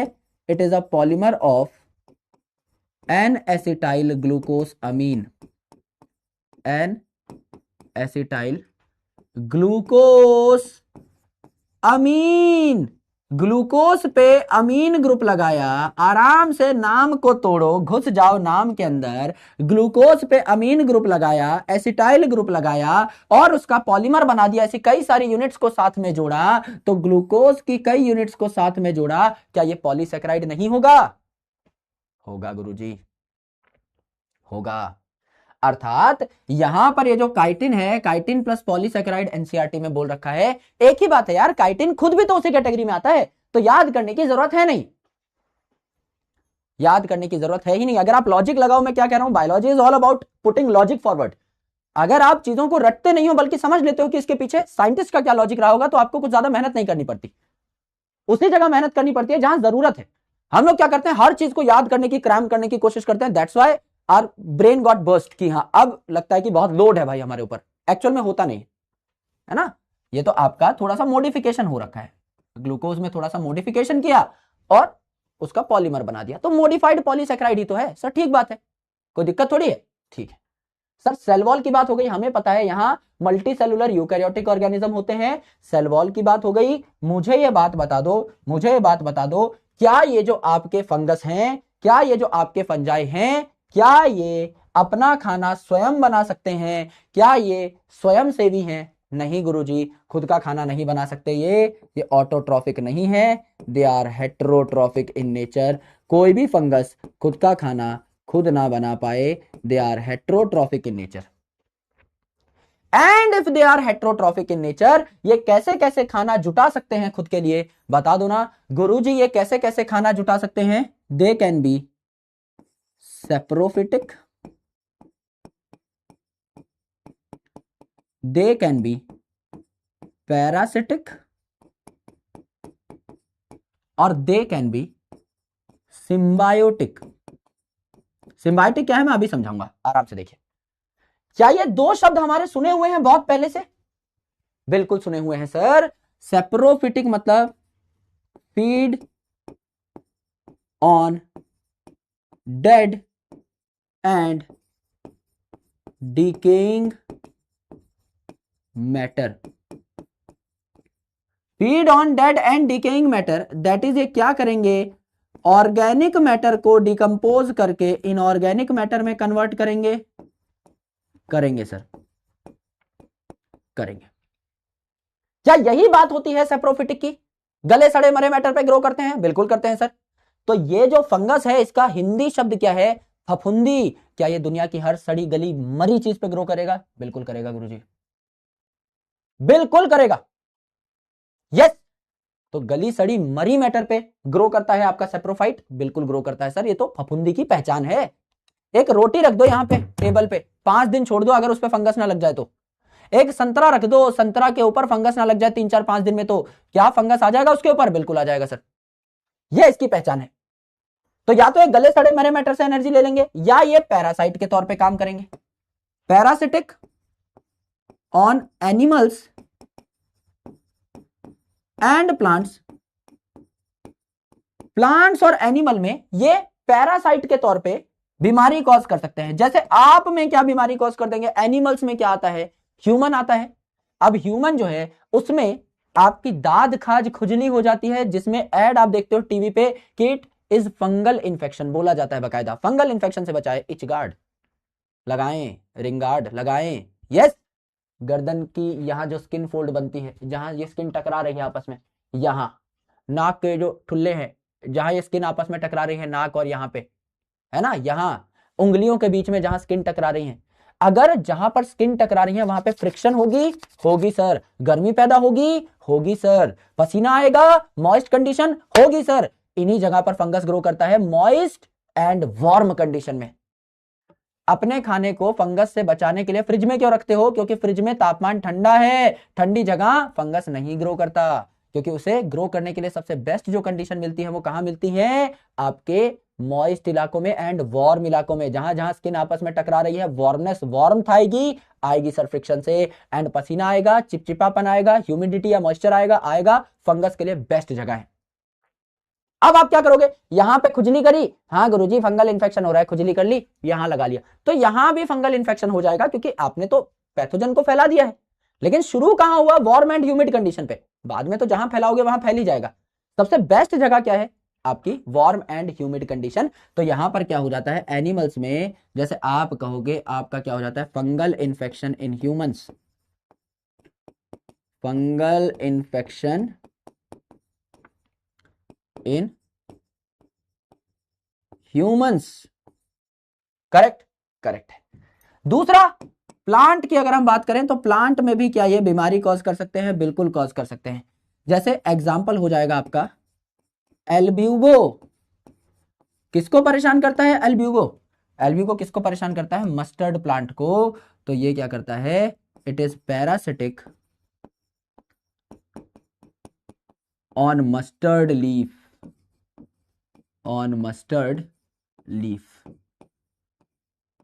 मस्टर्ड में बीमारी कॉज करता है। दूसरा कौन हो गया? पक्सीनिया का पूरा नाम क्या है? पक्सीनिया ग्रैमिनिस ट्रिटिकी, नाम से क्या निकल आए? पक्सीनिया ग्रैमिनिस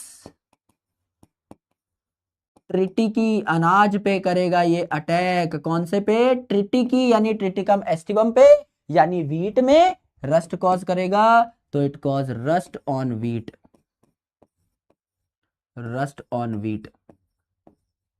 अच्छा मुझे बताओ इनका कलर क्या होगा, इन फंगस का कलर क्या होगा, बीमारी का कलर क्या होगा? पक्सीनिया ग्रैमिनिस ट्रिटिकी वीट में बीमारी कॉज करता है। वीट के दाने कैसे हैं? लाइट कलर के हैं, सुनहरे हैं। सुनहरे दानों पे, आपके लाइट कलर के दानों पे क्या काले कलर की बीमारी होनी चाहिए, तभी दिखेगी। सफेद चीज पे, लाइट चीज पे काले कलर की बीमारी होगी तभी दिखेगी। तो रस्ट ऑन वीट, इस पे क्या हो जाएगी आपकी? ब्लैक रस्ट हो जाएगी, बीमारी ब्लैक कलर की। क्यों? क्योंकि वीट है सुनहरे कलर का, लाइट कलर का। और मस्टर्ड जो है, इसकी पत्ती पे कैसी बीमारी होगी, याद करने के लिए बता रहा हूं। मस्टर्ड के दाने कैसे होते हैं, सरसों के दाने कैसे होते हैं गुरुजी? छोटे छोटे गोल गोल काले काले होते हैं, डार्क ब्राउन या काले कलर के होते हैं। तो काले कलर की मस्टर्ड होती है, तो बीमारी किस कलर की होगी? व्हाइट कलर की। तो एल्ब्यूगो जब इसके पत्ते पे बैठा होता है तो कैसा दिखाई देता है? व्हाइट दिखाई देता है। काले पे व्हाइट कलर की बीमारी, लाइट कलर वाले पे काले कलर की बीमारी। सर सीधा याद हो जाएगा, कोई दिक्कत है नहीं। करेक्ट है सर। तो ये प्लांट में भी बीमारी कॉज कर सकते हैं, एनिमल में भी बीमारी कॉज कर सकते हैं, यानी प्लांट और एनिमल से भी न्यूट्रिशन ले सकते हैं, उनको परेशान करके गले सड़े मरे मैटर पे भी ग्रो कर सकते हैं। सिम्बायोटिक का क्या मतलब है? कहते हैं कि हम गला सड़ा खाते नहीं क्योंकि हमारा एक स्टैंडर्ड है, किसी को हम परेशान करते नहीं क्योंकि हमारा एक स्टैंडर्ड है। रूल बना रखे हैं इन्होंने, अपने विधान बना रखे हैं। जैसे गुंडों के कुछ रूल होते हैं ना, सारे दिन गुंडागर्दी करते रहेंगे जेब में कट्टा डाल के, है ना, सामने फिर कोई आ जाए। और तो बच्चों महिलाओं पे बूढ़ों पे हम हाथ नहीं उठाते, उड़ के मुंह पे घुटना मारते हैं सीधा। तो उनके कुछ रूल होते हैं, उसूल हैं कि हाँ भाई हम ये करेंगे, हम ये नहीं करेंगे।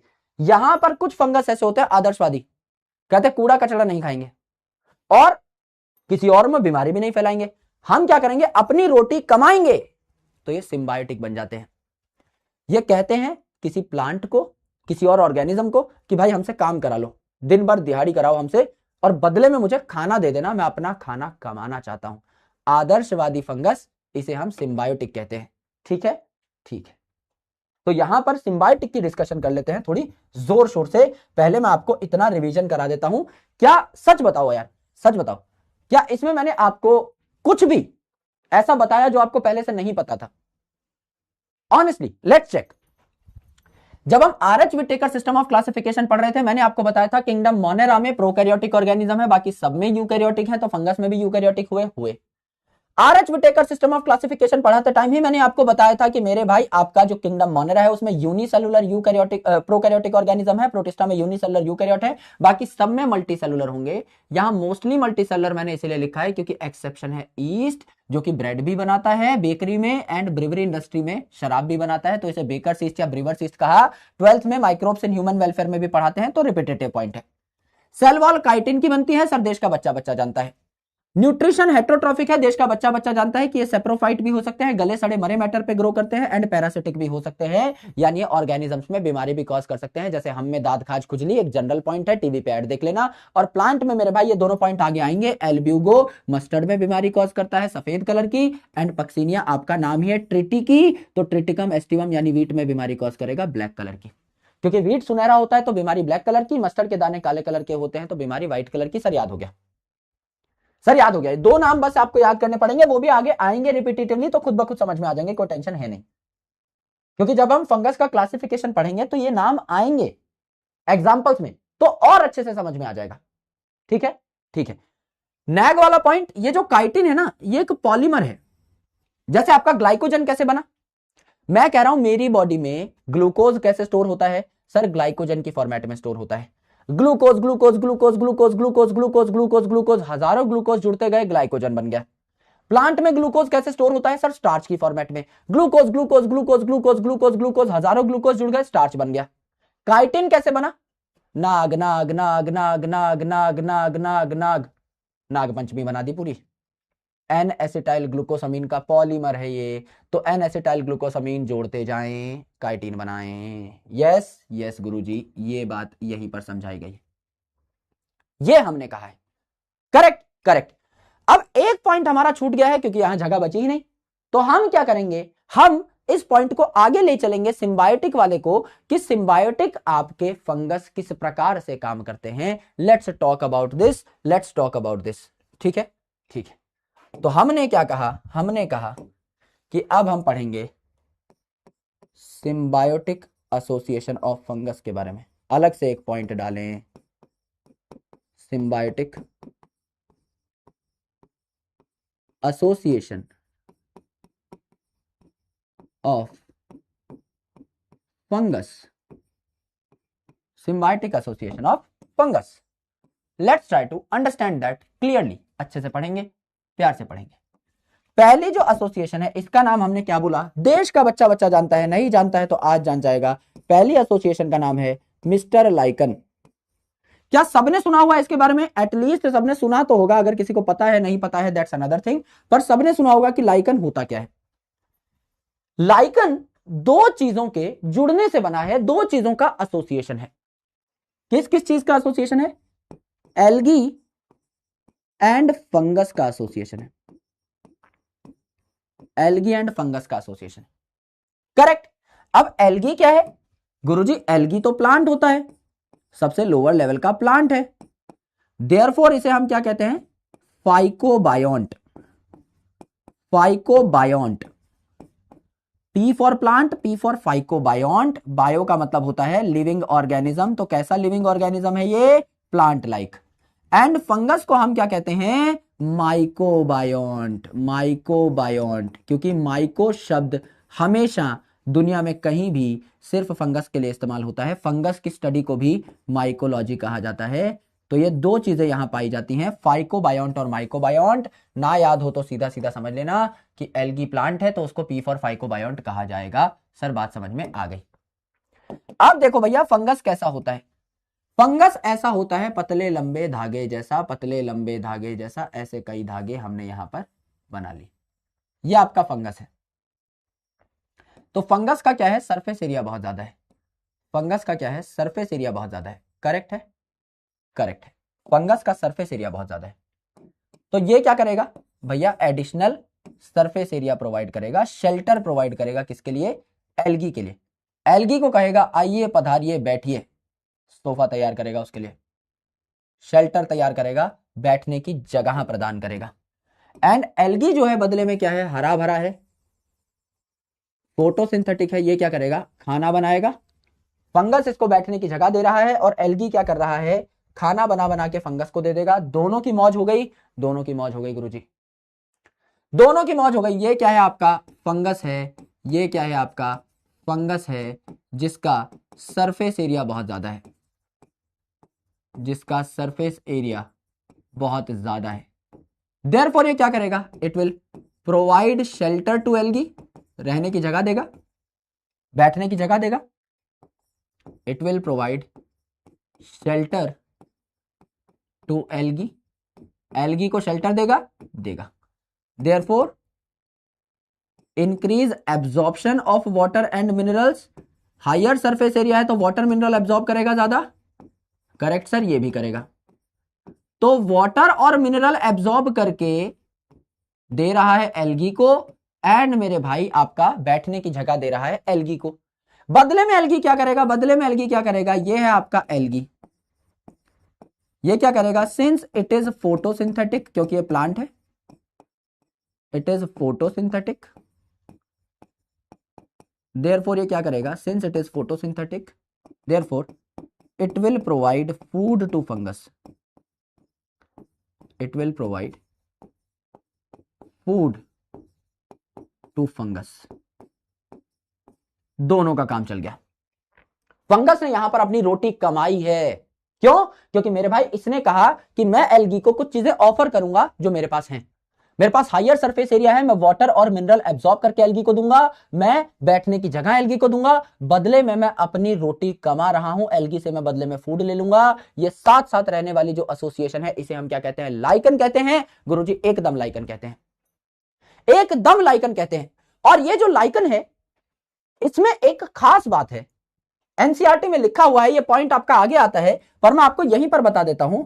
It has a very important advantage. ये लाइकन कहां उगते हैं, कहीं भी उग जाते हैं क्या, क्या अपने आसपास आपको लाइकन दिखाई देता है? हो सकता है कुछ लोगों को दिखाई देता हो, मेरे इलाके में नहीं दिखाई देता भाई, मैं दिल्ली के आसपास रहता हूं, एनसीआर में रहता हूं, नहीं दिखाई देता लाइकन मुझे। लाइकन उगता है नॉन पॉल्यूटेड इलाकों में।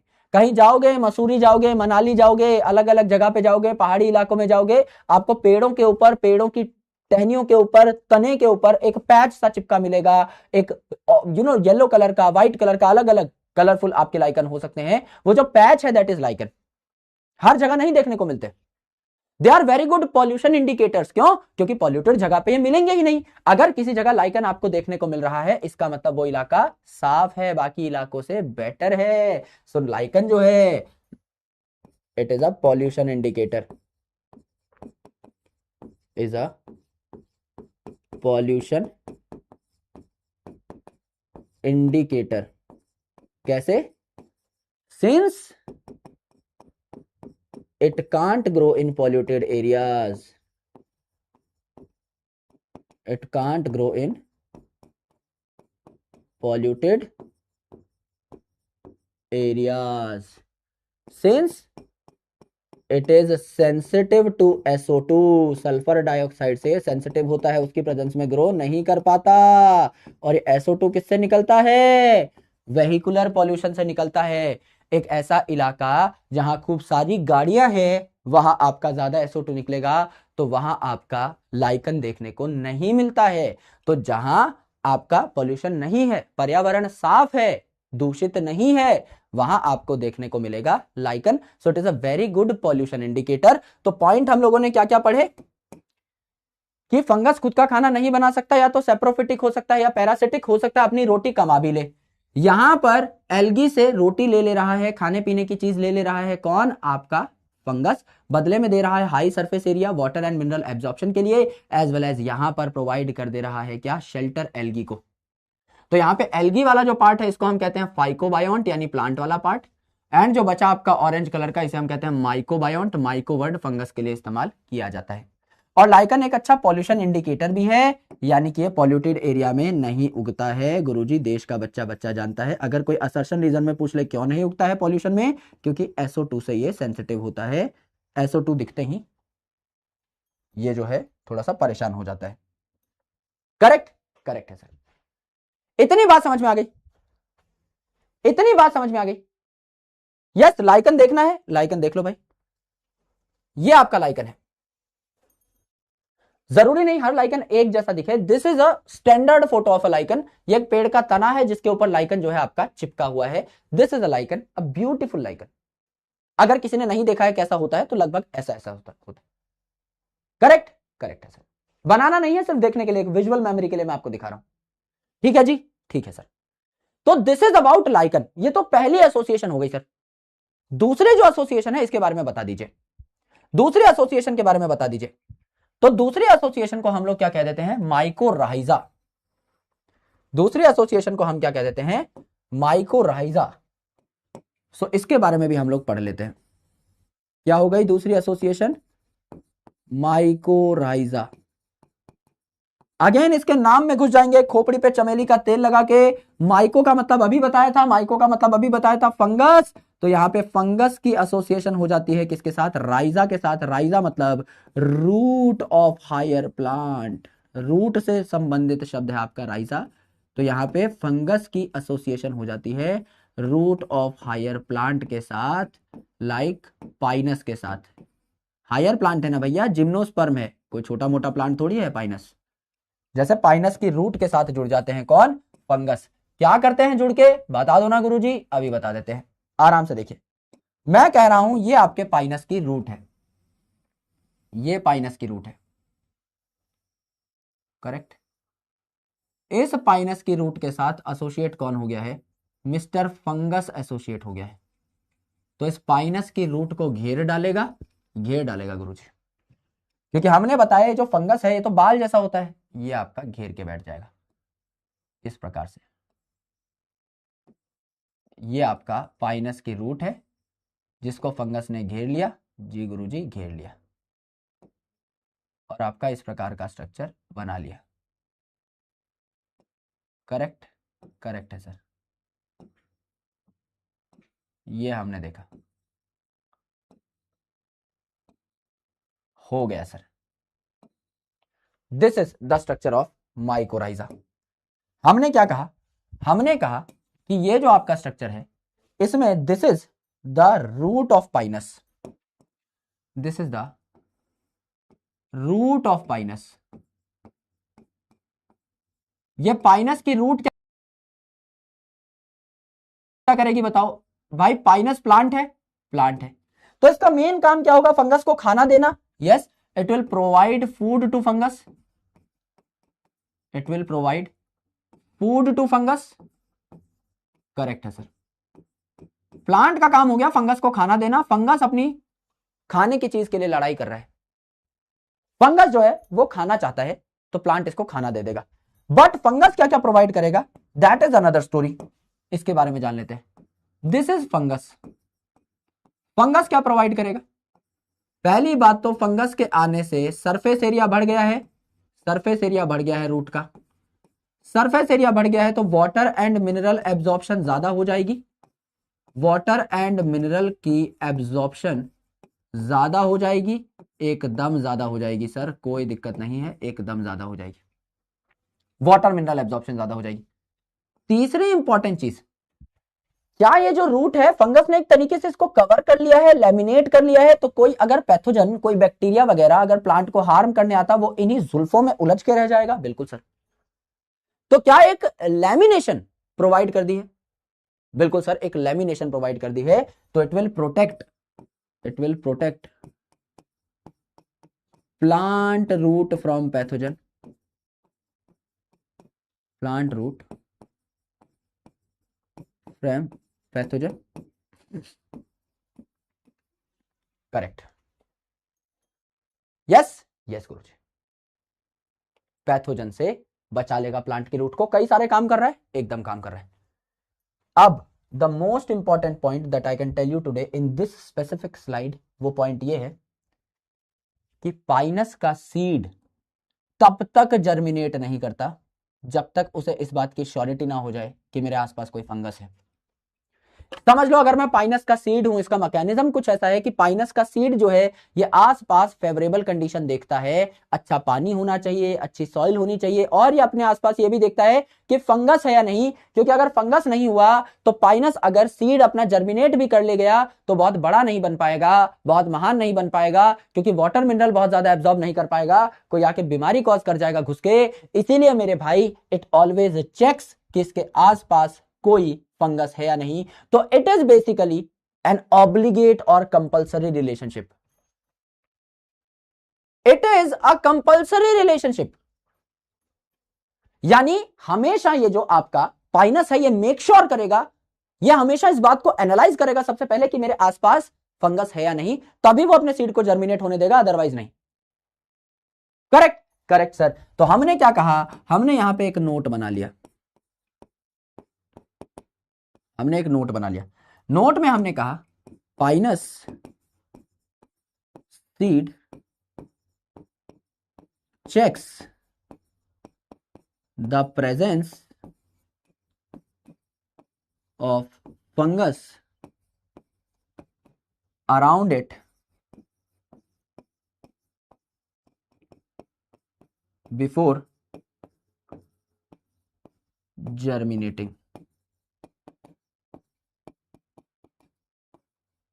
since it can't grow well without fungus.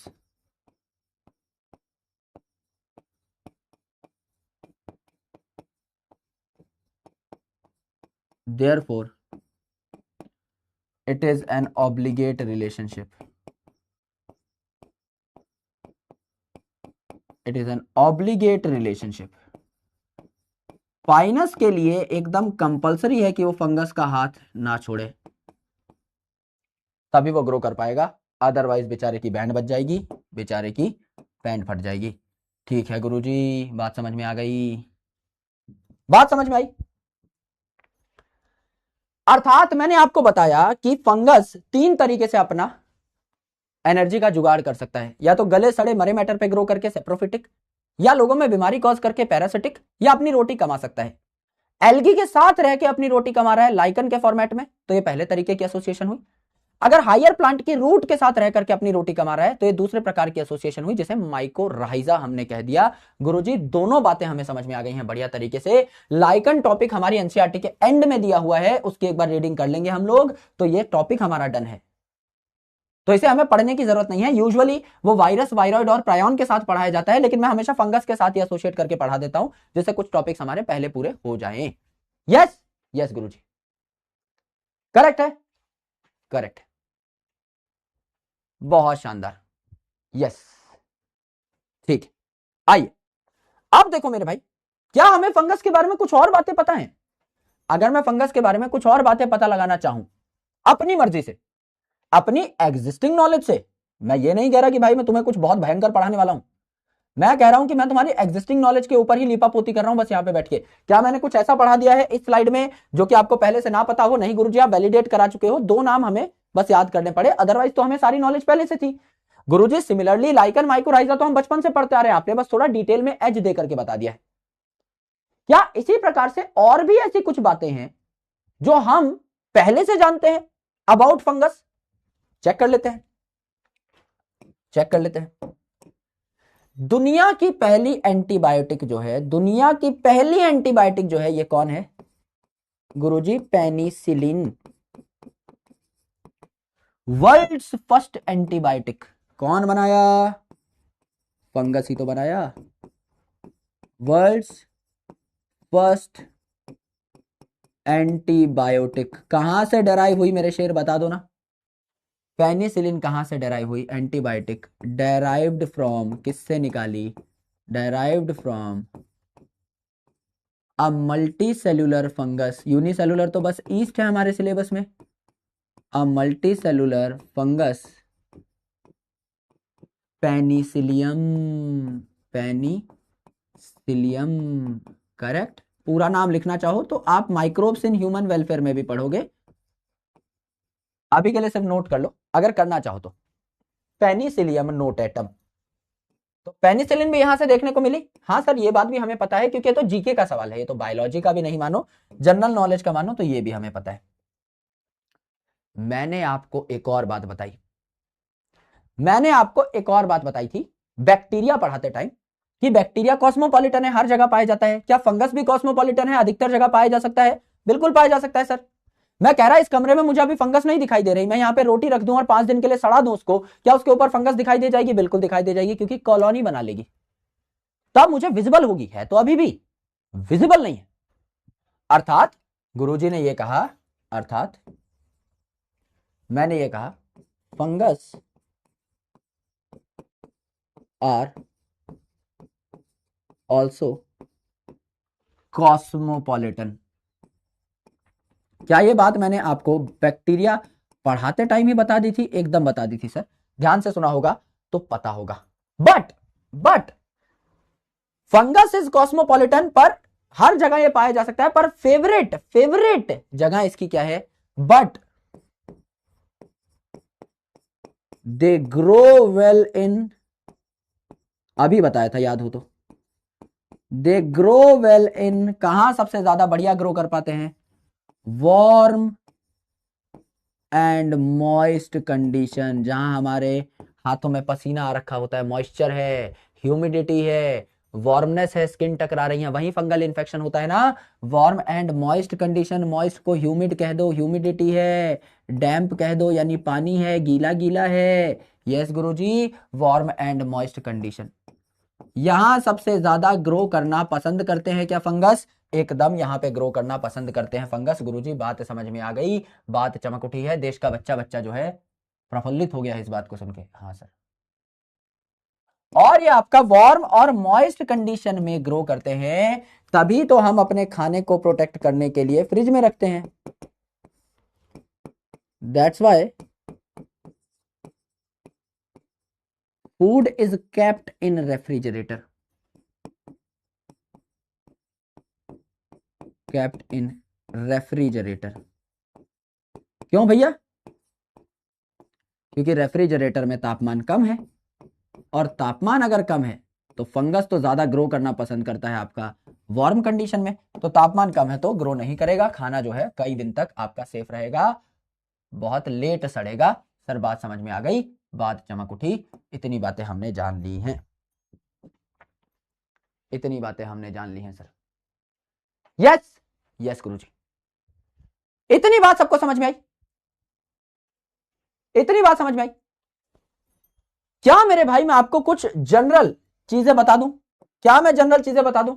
एक बार इतना लिख लिया है तो एक बार हुई इन द चैट सेक्शन प्लीज, एक बार फटाफट बताओ। भाई मैंने कहा कि आपका फंगस जो है वो सबसे ज्यादा कहां ग्रो करता है? हर जगह पाया जाता है फंगस, सबसे ज्यादा ग्रो करता है आपका वार्म और ह्यूमिड कंडीशन में। इसलिए आप अपने खाने को फ्रिज में रखते हो जिससे कि वो सड़े ना। क्यों? क्योंकि मेरे भाई फ्रिज में अगर खाना रख दिया तो वहां तो ठंडा तापमान है ना, फंगस तो ज्यादा बड़े हायर तापमान में ग्रो करना प्रेफर करता है। ठीक है सर, इतनी तो बात है। यस, अब देखो मैं आपको कुछ फंगस दिखाता हूं बेसिक लेवल के। पहले मैं आपको दिखाऊंगा, फिर मैं आपको स्टडी कराऊंगा उनकी आराम से कि क्या क्या बातें आपको लिखनी है उनके बारे में। सम कॉमन फंगस इनके बारे में बताऊंगा। पहले इनकी शक्लें देख लेते हैं, फिर आपको छोड़ दूंगा बस, क्योंकि इंटरेस्टिंग है, शक्लों से ही मजा आ जाएगा। थोड़ा देखोगे सीखोगे फंगस अपने आसपास कौन सी मिलती है, उसके बाद आपको छोड़ दूंगा एनसीईआरटी रीड करा के, टेंशन मत लीजिए। क्वेश्चन भी चाहे तो कल कर लेंगे, आराम से देखो, शक्लें देखो। ये आपकी संतरा है, सड़ी हुई संतरा है क्योंकि इसके ऊपर फफूंदी लगी हुई है गुरुजी। ये जो संतरा है जिसपे फफूंदी लग गई है, इसको हम क्या कह डालेंगे? ये कौन सी फंगस है? क्या कोई बताना चाहेगा? जो ऑरेंज को सड़ा दे, ऐसी फंगस को हम क्या कहते हैं? ऑरेंज रॉट कहते हैं। आसानी से घरों में देखने को मिल जाएगी, खूब मिल जाएगी भाई। एक संतरा लेके रख दो भाई 5-7 दिन के लिए, अपने आप पता लग जाएगी। क्या ऑरेंज रॉट एक कॉमन फंगस अपने आसपास मिलती है? बिल्कुल मिलती है। सिमिलरली ये ब्रेड है, ब्रेड को सड़ा देने वाली, ब्रेड को सड़ा देने वाली ब्रेड मोल्ड, फंगस के लिए एक और शब्द इस्तेमाल होता है ब्रेड मोल्ड, स्लाइम मोल्ड पढ़ाते टाइम बताया था। तो मेरे भाई ब्रेड मोल्ड ब्रेड को सड़ाएगी, फंगस जो ऑरेंज को सड़ा दे उसे ऑरेंज रॉट कहते हैं, फंगस जो आपके ब्रेड को सड़ा दे इसे ब्रेड मोल्ड कहते हैं। ये जो हम बोलते हैं कि गुरुजी आज तो घर में मशरूम की सब्जी बनी है, वो मशरूम की सब्जी नहीं है, वो फफूंदी है। बोलो मम्मी मशरूम की फफूंदी बनी है, सब्जी वाली कैटेगरी में थोड़ी आती है, ये कोई वेजिटेबल थोड़ी है, इट इज अ फंगस। तो जाके मांग लेना कि भैया फफूंदी दे दो, ये क्या है आपका अगैरिकस है, यानी मशरूम है, एडिबल है, खाया जाता है, घर पे बनाते हैं गुरुजी। ये भी कॉमन है, मार्केट में खूब मिलता है, बिल्कुल मिलता है गुरुजी, सबसे कॉमन है एडिबल मशरूम। Correct correct. ये क्या है, इसे कहते हैं ब्रैकेट फंगस, इसे कहते हैं ब्रैकेट फंगस, सिर्फ देख लो लिखना नहीं है। ब्रैकेट फंगस कैसा होता है, किसी पेड़ के तने पे, किसी लकड़ी के फट्टे पे, जैसे समझ लो पेड़ का तना है, इससे ऐसे निकल रहा है, परपेंडिकुलरली निकल रहा है आपका क्या, ब्रैकेट फंगस। जैसे मैं पेड़ का तना हूं तो ऐसे निकल रहा है, मैं पेड़ का तना हूं, ऐसे ऐसे ऐसे ऐसे ऐसे ऐसे निकली हुई है, डिस्क सी स्ट्रक्चर निकली हुई है ऐसी, ऐसे ऐसे ऐसे ऐसे, दिस इज ब्रैकेट फंगस। ठीक है, ये क्या हो गया, ब्रैकेट फंगस हो गया सर। ये क्या है, मैंने बताया ही था कि आपका लाइकन है, एल्गी और फंगस का एसोसिएशन है, तो सिर्फ फंगस नहीं है, एल्गी भी इसके साथ जुड़ा हुआ है, ये आपका लाइकन है। इट इज लाइकन पैच जो कि आपका लगा हुआ है पेड़ के तने के ऊपर। सर बात समझ में आ गई? ठीक है। ये क्या है गुरुजी, ये भी तो मशरूम है, लाल कलर का मशरूम है, वाओ पूकी मशरूम खा लेता हूं, नहीं खाना है, टोड स्टूल है। इसीलिए जिसका काम उसी को साझे, जिनको मशरूम्स की नॉलेज है वही मशरूम तोड़ करके लाएं तो बेहतर है। तुम कुछ भी तोड़ के ले आओगे मेरे भाई, और कुछ भी तोड़ के ले आओगे तो खाते खाते भगवान को प्यारे हो जाओगे पूकी बनने के चक्कर में। गुरुजी व्हाइट कलर का मशरूम मुझे अच्छा नहीं लगता, पिंक कलर का मशरूम होता तो बहुत दबा के खा लेती मैं। गुरुजी मेरा फेवरेट कलर है पिंक, है ना बहन, लेने के देने पड़ जाएंगे। टोड स्टूल जो है it is poisonous, poisonous. Example NEET 2014 का सवाल है, Amanita is a poisonous toadstool. ये सारी बातें मैं लिखवा दूंगा, टेंशन मत लो, अभी सुन लो बस। पॉइजनस टोड स्टूल है, खाते ही सुत्ती बाबू, यस, टॉक्सिन्स क्रिएट हो जाते हैं इसके अंदर, तो इसको खा नहीं सकते, इनएडिबल है। ठीक है, यहां देखो बॉल, गुद्दी तो छोटी रह गई, टांट ही टांट दिखाई दे रही है बस, ऊपर गोल है ना, गोल मटोल सा आपका क्या है, ऊपर का स्ट्रक्चर दिखाई दे रहा है, जैसे छतरी जैसा है, अम्ब्रेला लाइक है। यहां क्या हो गया है, एकदम गोल मटोल हो गया है, नीचे की टुंडी छोटी रह गई। इसे कहते हैं हम क्या, पफ बॉल। ऐसा लगता है कि आपका किसी ने बॉल ऊन का गोला बना दिया है, it is called as puff ball. और ये पफ बॉल भी सारे खाने के नहीं रहते, इसीलिए इसको कहते हैं मे बी पॉइजनस। पता लगा पफ बॉल खा लिए, गुरुजी बड़ा सुंदर मशरूम था, तोड़ के लाया हूं, है ना, मैगी में डालूंगा, मजा आ जाएगा। बहुत मजा आ गया भाई। अगले दिन अखबार में फोटो छपी हुई थी, मुंह से झाग निकले हुए थे भाई के, है ना, टेढ़ा पड़ा हुआ था भाई बाथरूम के बाहर, ऐसे पफ बॉल खा करके। ऐसा नहीं करना है ना, बताना है घर वालों को कि मम्मी मशरूम ले आइए हमारे लिए, माता जी ले आएंगी, खुद धनुर्धारी नहीं बनना है जबरदस्ती। जिस चीज की नॉलेज नो है उसमें हाथ ना दें, यस। अरे गुरुजी घातक होते जा रहे हो, दिन प्रतिदिन मरने मारने पे उतारू हो चुके हो एकदम, क्या करें दोस्त, तुम हो ही ऐसे। यस, आ जाओ, इतनी बात समझ में आ गई है। सर समझने का कुछ था ही नहीं, संतरा सड़ाने वाला फंगस, ब्रेड सड़ाने वाला फंगस, घर पे खाने वाला फंगस, पेड़ से निकला हुआ ब्रैकेट फंगस, लाइकन ना खाने वाला ना खाने वाला। एक एक छोटी छोटी बात इनके बारे में लिखना चाहो तो लिख सकते हो, वैसे कुछ है नहीं पर लिख लेते हैं। सम कॉमन फंगस जैसे अगैरिकस या मशरूम क्या है, एडिबल है,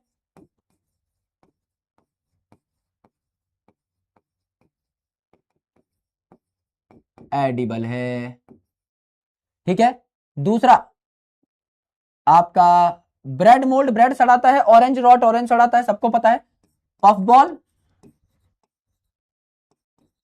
मे बी पॉइजनस, तो एकदम कॉन्फिडेंट होके खा नहीं सकते।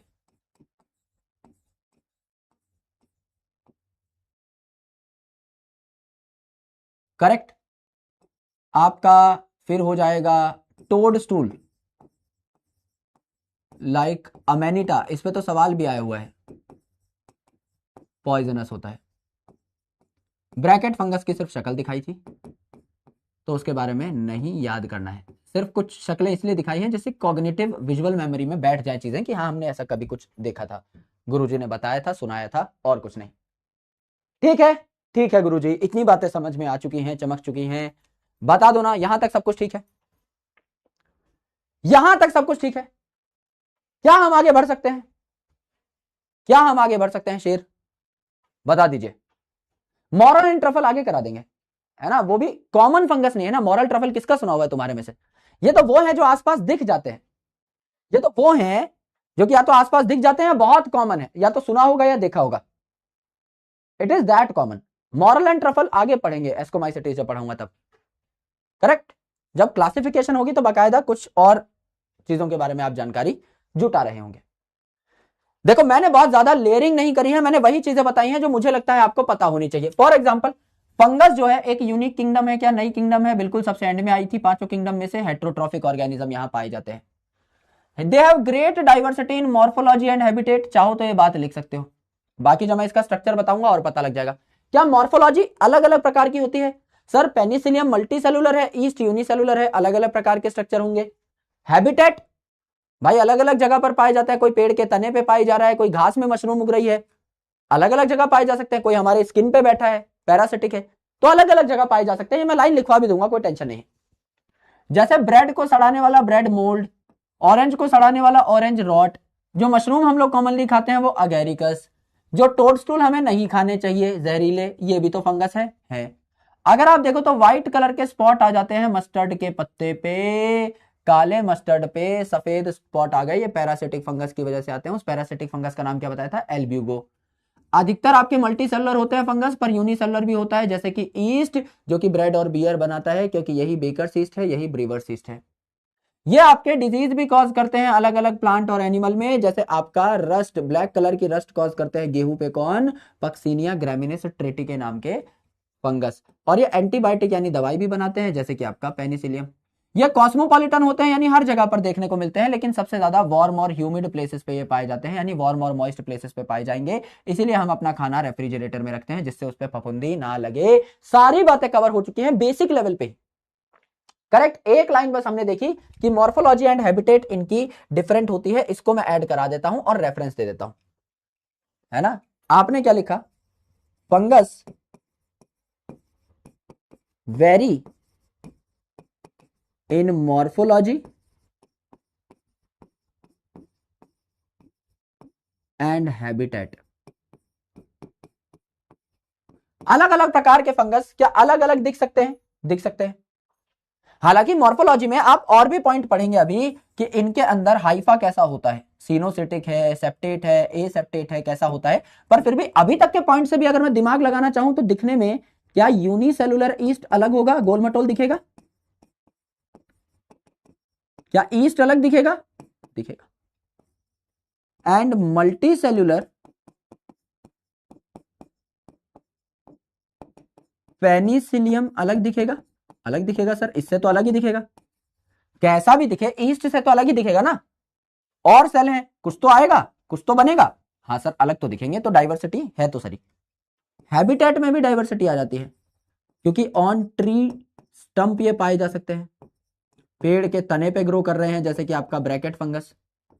ऑन ग्रास ग्रो कर रहे हैं या ऑन लैंड ग्रो कर रहे हैं, ऑन डेड मैटर ग्रो कर रहे हैं, गले सड़े मरे मैटर पे ग्रो कर रहे हैं, किसी पत्ती पे, कहीं और, है ना। ऑन डिफरेंट ऑर्गेनिजम्स ग्रो कर रहे हैं, जैसे मस्टर्ड पे, वीट पे, हमारी बॉडी पे ऑन डिफरेंट ऑर्गेनिजम्स ग्रो कर रहे हैं। तो चीजें तो हैं भाई, अलग अलग चीजें तो हैं, ये तो नकारी नहीं जा सकती।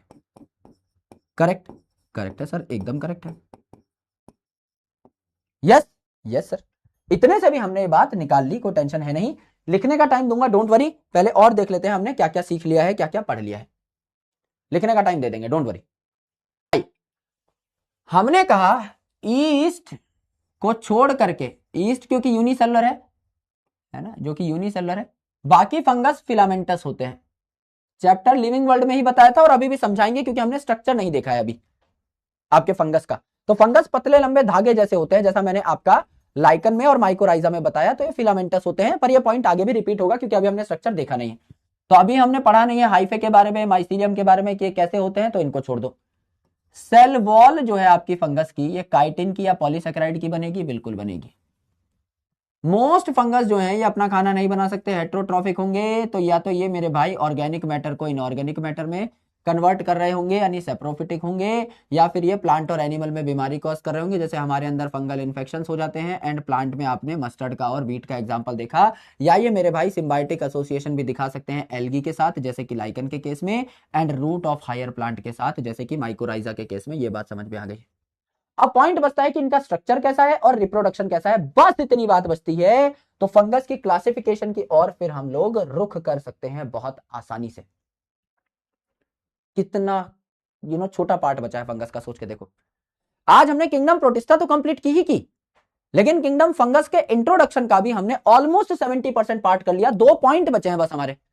पहला पॉइंट क्या बचा है? पहला पॉइंट कि फंगस का स्ट्रक्चर कैसा है, यानी कि उसमें हाइफा क्या होता है, माइसीलियम क्या होता है, एंड फिर उसमें रिप्रोडक्शन कैसी होती है, वेजिटेटिव रिप्रोडक्शन क्या होता है, एसेक्सुअल क्या होता है, सेक्सुअल क्या होता है, उसके स्टेप्स क्या है, बस।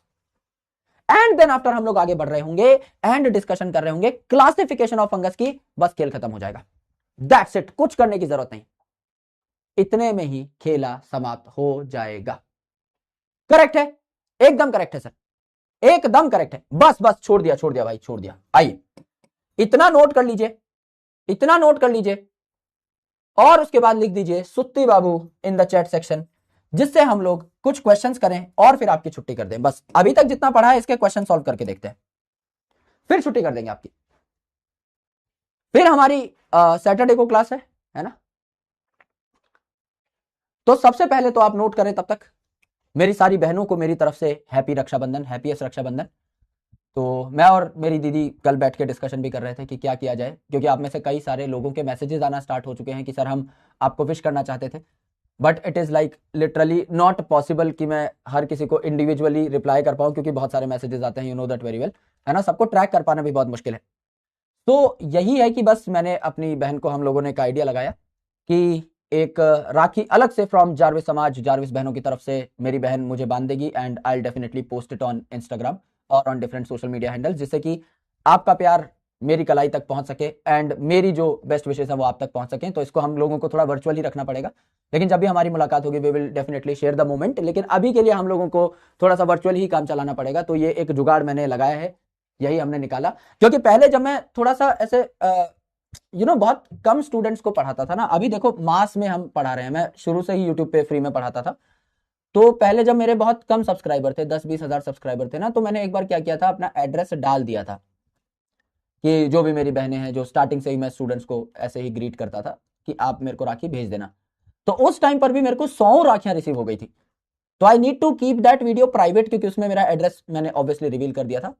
तो आज के दिन में मेरे यूट्यूब चैनल पे वो वीडियो डली हुई है, तो उसको मेरे को प्राइवेट करना पड़ा कि अब एड्रेस अब आज के दिन में लीक नहीं कर सकते, क्योंकि मुझे पता है कि अभी मैं आपको एड्रेस बताऊंगा तो लाखों राखियां आ जाएंगी। You love me so much and this is what I have earned. तो अभी मैं वो वाला फंडा तो नहीं अपना सकता, लेकिन हाँ ये है कि थोड़ा सा गिफ्ट मांगो यार, कुछ जो मांगो, मैं संपूर्ण तुम्हारा हूं दोस्त, है ना। अब मैं छोटी मोटी चीजें, मटीरियलिस्टिक गिफ्ट में विश्वास नहीं रखता भाई। मैं तो बस तुम्हें प्रॉमिस कर सकता हूं, वादे कर सकता हूं भाई, तुम्हारे साथ खड़े रहने के। मुझे लगता है कि बातों से ज्यादा बेहतर है सहयोग, और सहयोग शुरू किसी बात से ही होता है। तो आज वो बात कर लेते हैं हम लोग, सहयोग आपको दिख जाएगा आने वाले वक्त में। और आप जो लिख रहे हैं नीचे एज अ गिफ्ट तुम लोग बहुत पागल हो यार, ये जो तुम लिख रहे हो, देखो मुझे पता नहीं, मैं बहुत बड़ा दावा ना कर बैठूं। It's 25th today right.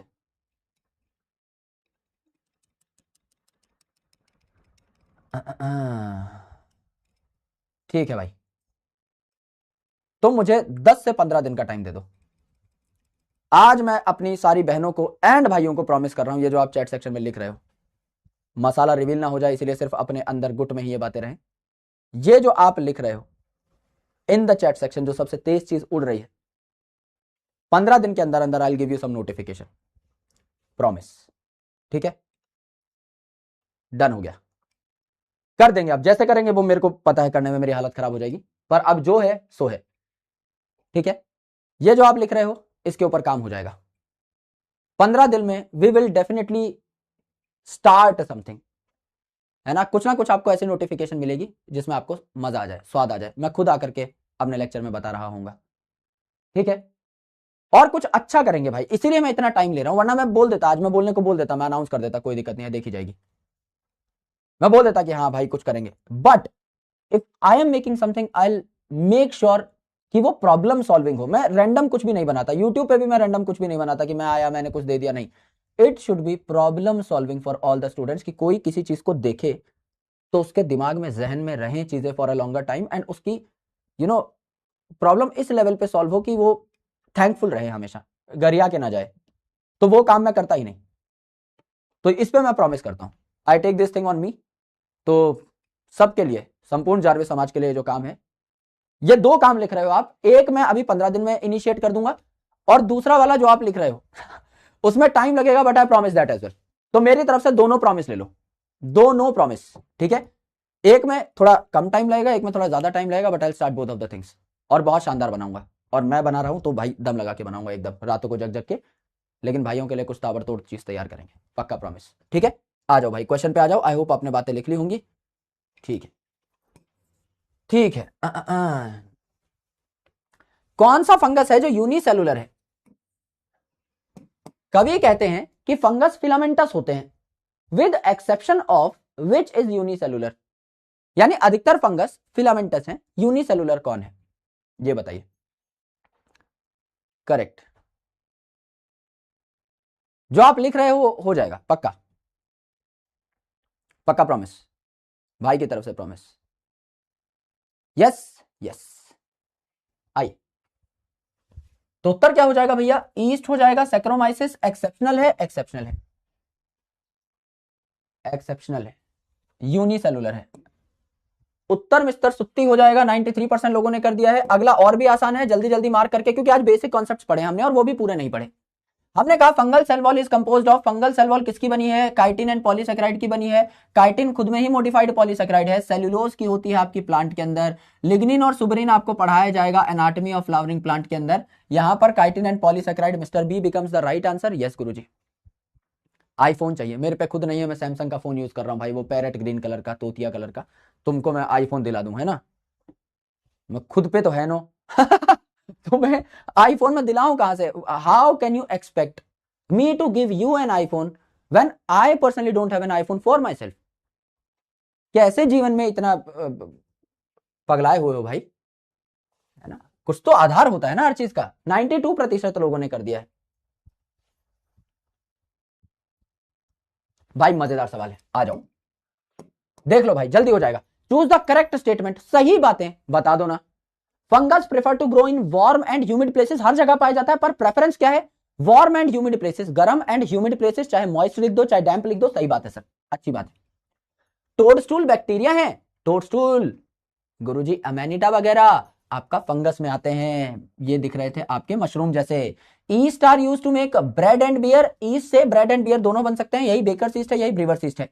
Fungus are chlorophyllous organism, नहीं भैया क्लोरोफिल नहीं है इनमें, वरना ये खुद का खाना खुद बना लेते। करेक्ट बातें कौन सी हो जाएंगी? एसी चला देंगे, एसी चला देंगे गुरुजी। उत्तर मिस्टर चाचा, वास्ते गुना हुई चाचा is the right option. Yes yes yes. Chocolate चलेगा, चॉकलेट दे सकते हैं मिलके, कोई दिक्कत नहीं, चॉकलेट वॉकलेट तक रहो तुम, है ना? चॉकलेट तक ठीक है। ये जो एक बच्चे को तो अलग से पकड़ के धोऊंगा मैं निकालूंगा भाई कहां से है ये चैट सेक्शन में से। एक ने डिफेंडर लिख दिया,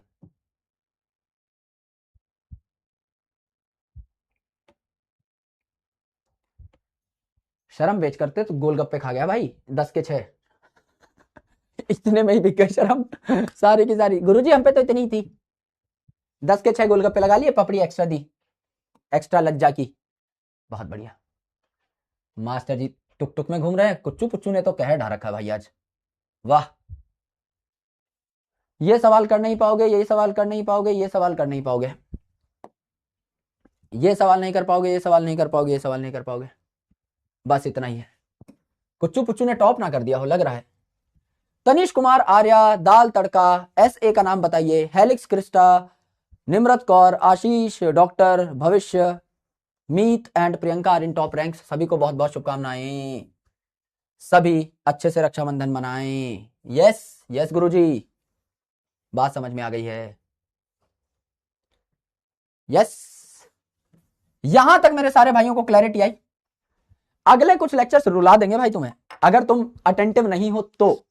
क्यों? क्योंकि थ्योरेटिकल है। जैसे फंगस इज क्रिटिकली थ्योरेटिकल। अब जो क्लासिफिकेशन पढ़ोगे, I will make it supremely interesting, मैं वादा कर रहा हूं। लेकिन भाई एंड तक रुकना पड़ेगा हर चीज में। याद ऐसा हो जाएगा, समझ में ऐसा आ जाएगा कि जिंदगी भर के लिए टिक जाएगा भेजे में। That is my responsibility, I take this on me. But you need to come to the classes at a regular pace, एकदम अच्छे तरीके से, तब काम चलेगा। ठीक है, आ जाओ भैया, इतनी बातें ठीक हैं, कक्षा का वक्त हो चुका है। फ्रेंडशिप चाहिए आपकी, फ्रेंडशिप तो है ही दोस्त, उसमें तो कुछ बोलना ही नहीं है, वो तो पहले ही हो चुकी थी डे 1 पे, है ना। दोस्ती का हाथ तो हम बढ़ा चुके हैं, अब तो तुम गले पड़ चुके हो, अब तुम्हें कोई कंफर्मेशन थोड़ी चाहिए इस चीज की। मेरे भाई बहुत कम चुनिंदा ऐसे बालक होंगे जिनको नहीं पता कि मैं उनका दोस्त हूं। तो अगर तुम्हें नहीं पता है तो तुम जान लो इस बात को, है ना, कि मैं आपका मित्र हूं, रहूंगे। Yes yes. भाभी चाहिए गिफ्ट में अरे भारी गिफ्ट मांग लिया यार, नहीं ये नहीं हो पाएगा, है ना, ये नहीं हो पाएगा दोस्त।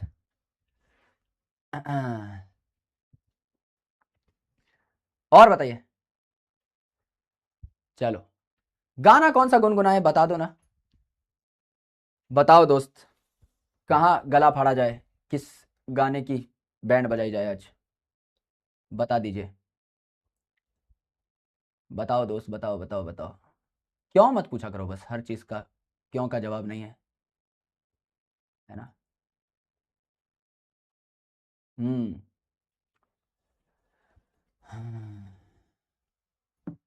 क्या गाया जाए दोस्त, तुम्हारी डिमांडें डेली डेली बढ़ती जा रही हैं। तुम्हें लग रहा है गुरुजी रैप गॉड गा दो, हाँ तुम्हारे इधर एमिनेम लगे हुए हैं, है ना। एक्स्ट्रा क्लास ले लो, हाँ ये आया ना पढ़ाकू बच्चे, एक्स्ट्रा क्लास देखो यार, अगर रक्षाबंधन वाले दिन इवनिंग में अगर if I get some time I can definitely take an extra class, मेरे को कोई दिक्कत नहीं है। कल और परसों भी ले सकते हैं शाम में, if you are comfortable, I am fine with it, कोई दिक्कत नहीं है, कोई टेंशन नहीं है भाई। ठीक है, आ जाओ, नील गगन के दीवाने गा दो। बहुत भाई, बायोलॉजी समाज में तो चला हुआ गीत है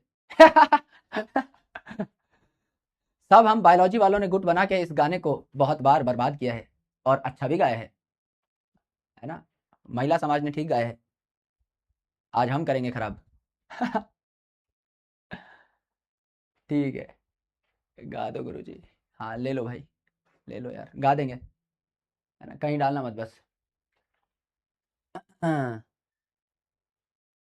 कि मुझे एक जगह आराम नहीं, रुक जाना मेरा काम नहीं, मेरा साथ कहाँ तक दोगी तुम, मैं देश विदेश का बंजारा, इतना ना मुझसे तू प्यार बढ़ा, कि मैं एक बादल आवारा, जन्म जन्म से हूँ साथ तेरे, के नाम मेरा जल की धारा, इतना ना मुझसे तू प्यार बढ़ा, कि मैं एक बादल आवारा, कैसे किसी का सहारा बनूं, मैं हूँ खुद बेघर बेचारा। सुत्ती बाबू, let's rush, I catch you tomorrow, happy Raksha Bandhan to all of you all. तो इधर ही अप्रिसिएशन मिल रहा है, कहीं और डालना मत, बहुत मारूंगा गिरा गिरा के। ठीक है, चलो यार, लॉट्स ऑफ लव, बहुत बहुत शुक्रिया। और गिफ्ट की बात हुई है, बहुत जल्दी वापसी करी जाएगी, लौटा जाएगा।